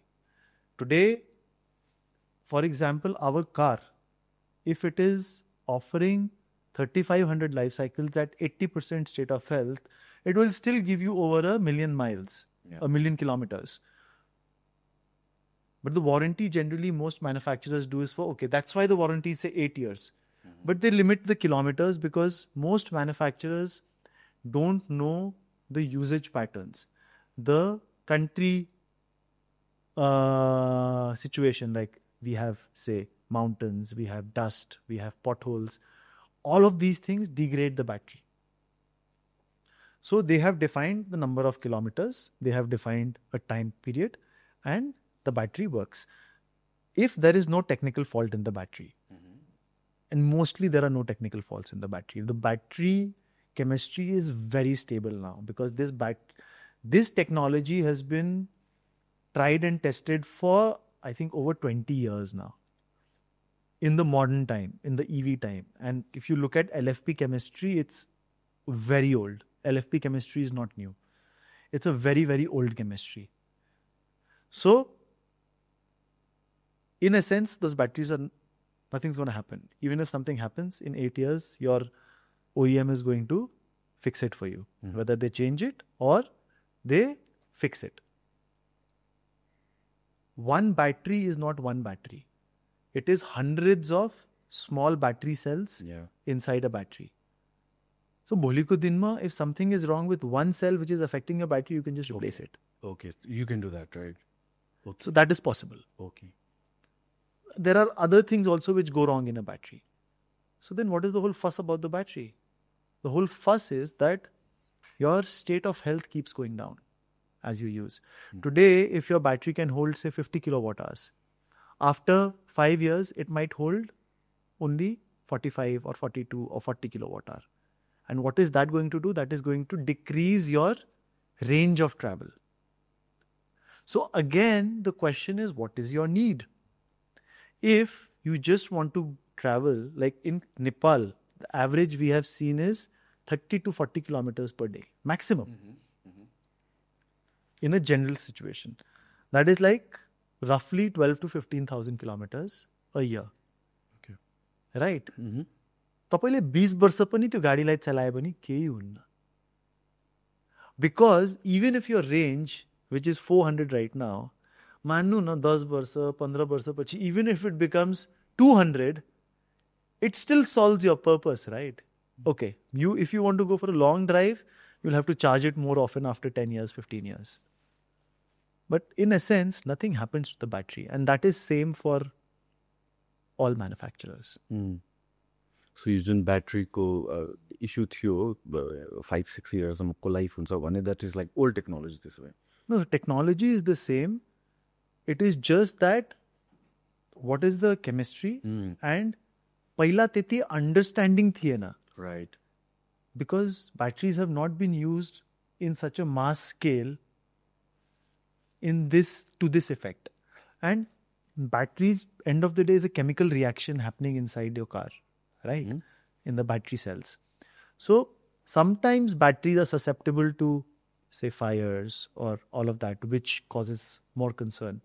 But now the LFP chemistry, which all cars come with, in fact, I think there must be only 1 or 2 brands which don't come with LFP chemistry. Most cars come with LFP chemistry, and it is the most stable form of battery, unless there is some issue in manufacturing side where they did some wrong assembly or something wrong. But I recently visited one of the biggest battery plants in the world. That plant was like 5 million square meters, and there were like less than 200 people in that plant. That's like Industry 4.0. It's being run by machines. There are machines and AI to run the plant. The 200 people who were there in the plant were in the packaging division. So it is so automated, so good that batteries are not that much of a concern. Of course, there is a little bit of a concern in terms of, if something happens, like, even people are concerned about accidents and all of that. It's very safe. One odd case here and there will happen. But that can happen in an ICE car also. That can happen anywhere. So when you're choosing a car, see what is the life cycles. Because that is the longevity. Align yourself with your values. Align yourself with what you like doing, what you don't like doing, what calls out to you. And if you haven't figured it out, it's okay. It's okay. I took, 35, 37 years to figure out. And maybe I'm still figuring out. And, in our part of the world, we are extremely lucky that we still haven't moved to a completely individualistic thinking where it's just about me. Yeah. We still have the luxury to depend on people. And in our society allows us to do that. If there is someone who is offering you help genuinely, take it. It doesn't mean that, you don't have to do anything. You still have to work extremely hard. You still have to follow your heart. But if I have to leave people with 2 things, one, I would say is follow your heart, work hard, and just be whoever you are. And once you are the person you are and you start working on it, then whatever you want, that having part will come on its own. Be, do, have. I mean, that is my mantra. So, all right. I like to keep moving, be the person who I am, and hopefully it should turn out to be a half decent life. All right. Thank you so much for this lovely message at the end. Anything you would like to add before we wrap it up? So, I mean, firstly, thank you. Thank you for having me on your show and having this opportunity to speak with you. I mean, it was incredible just exploring so many ideas which have been there in my mind but have never come out. And thank you to your team. I mean, it's been amazing being here. And I mean, we're just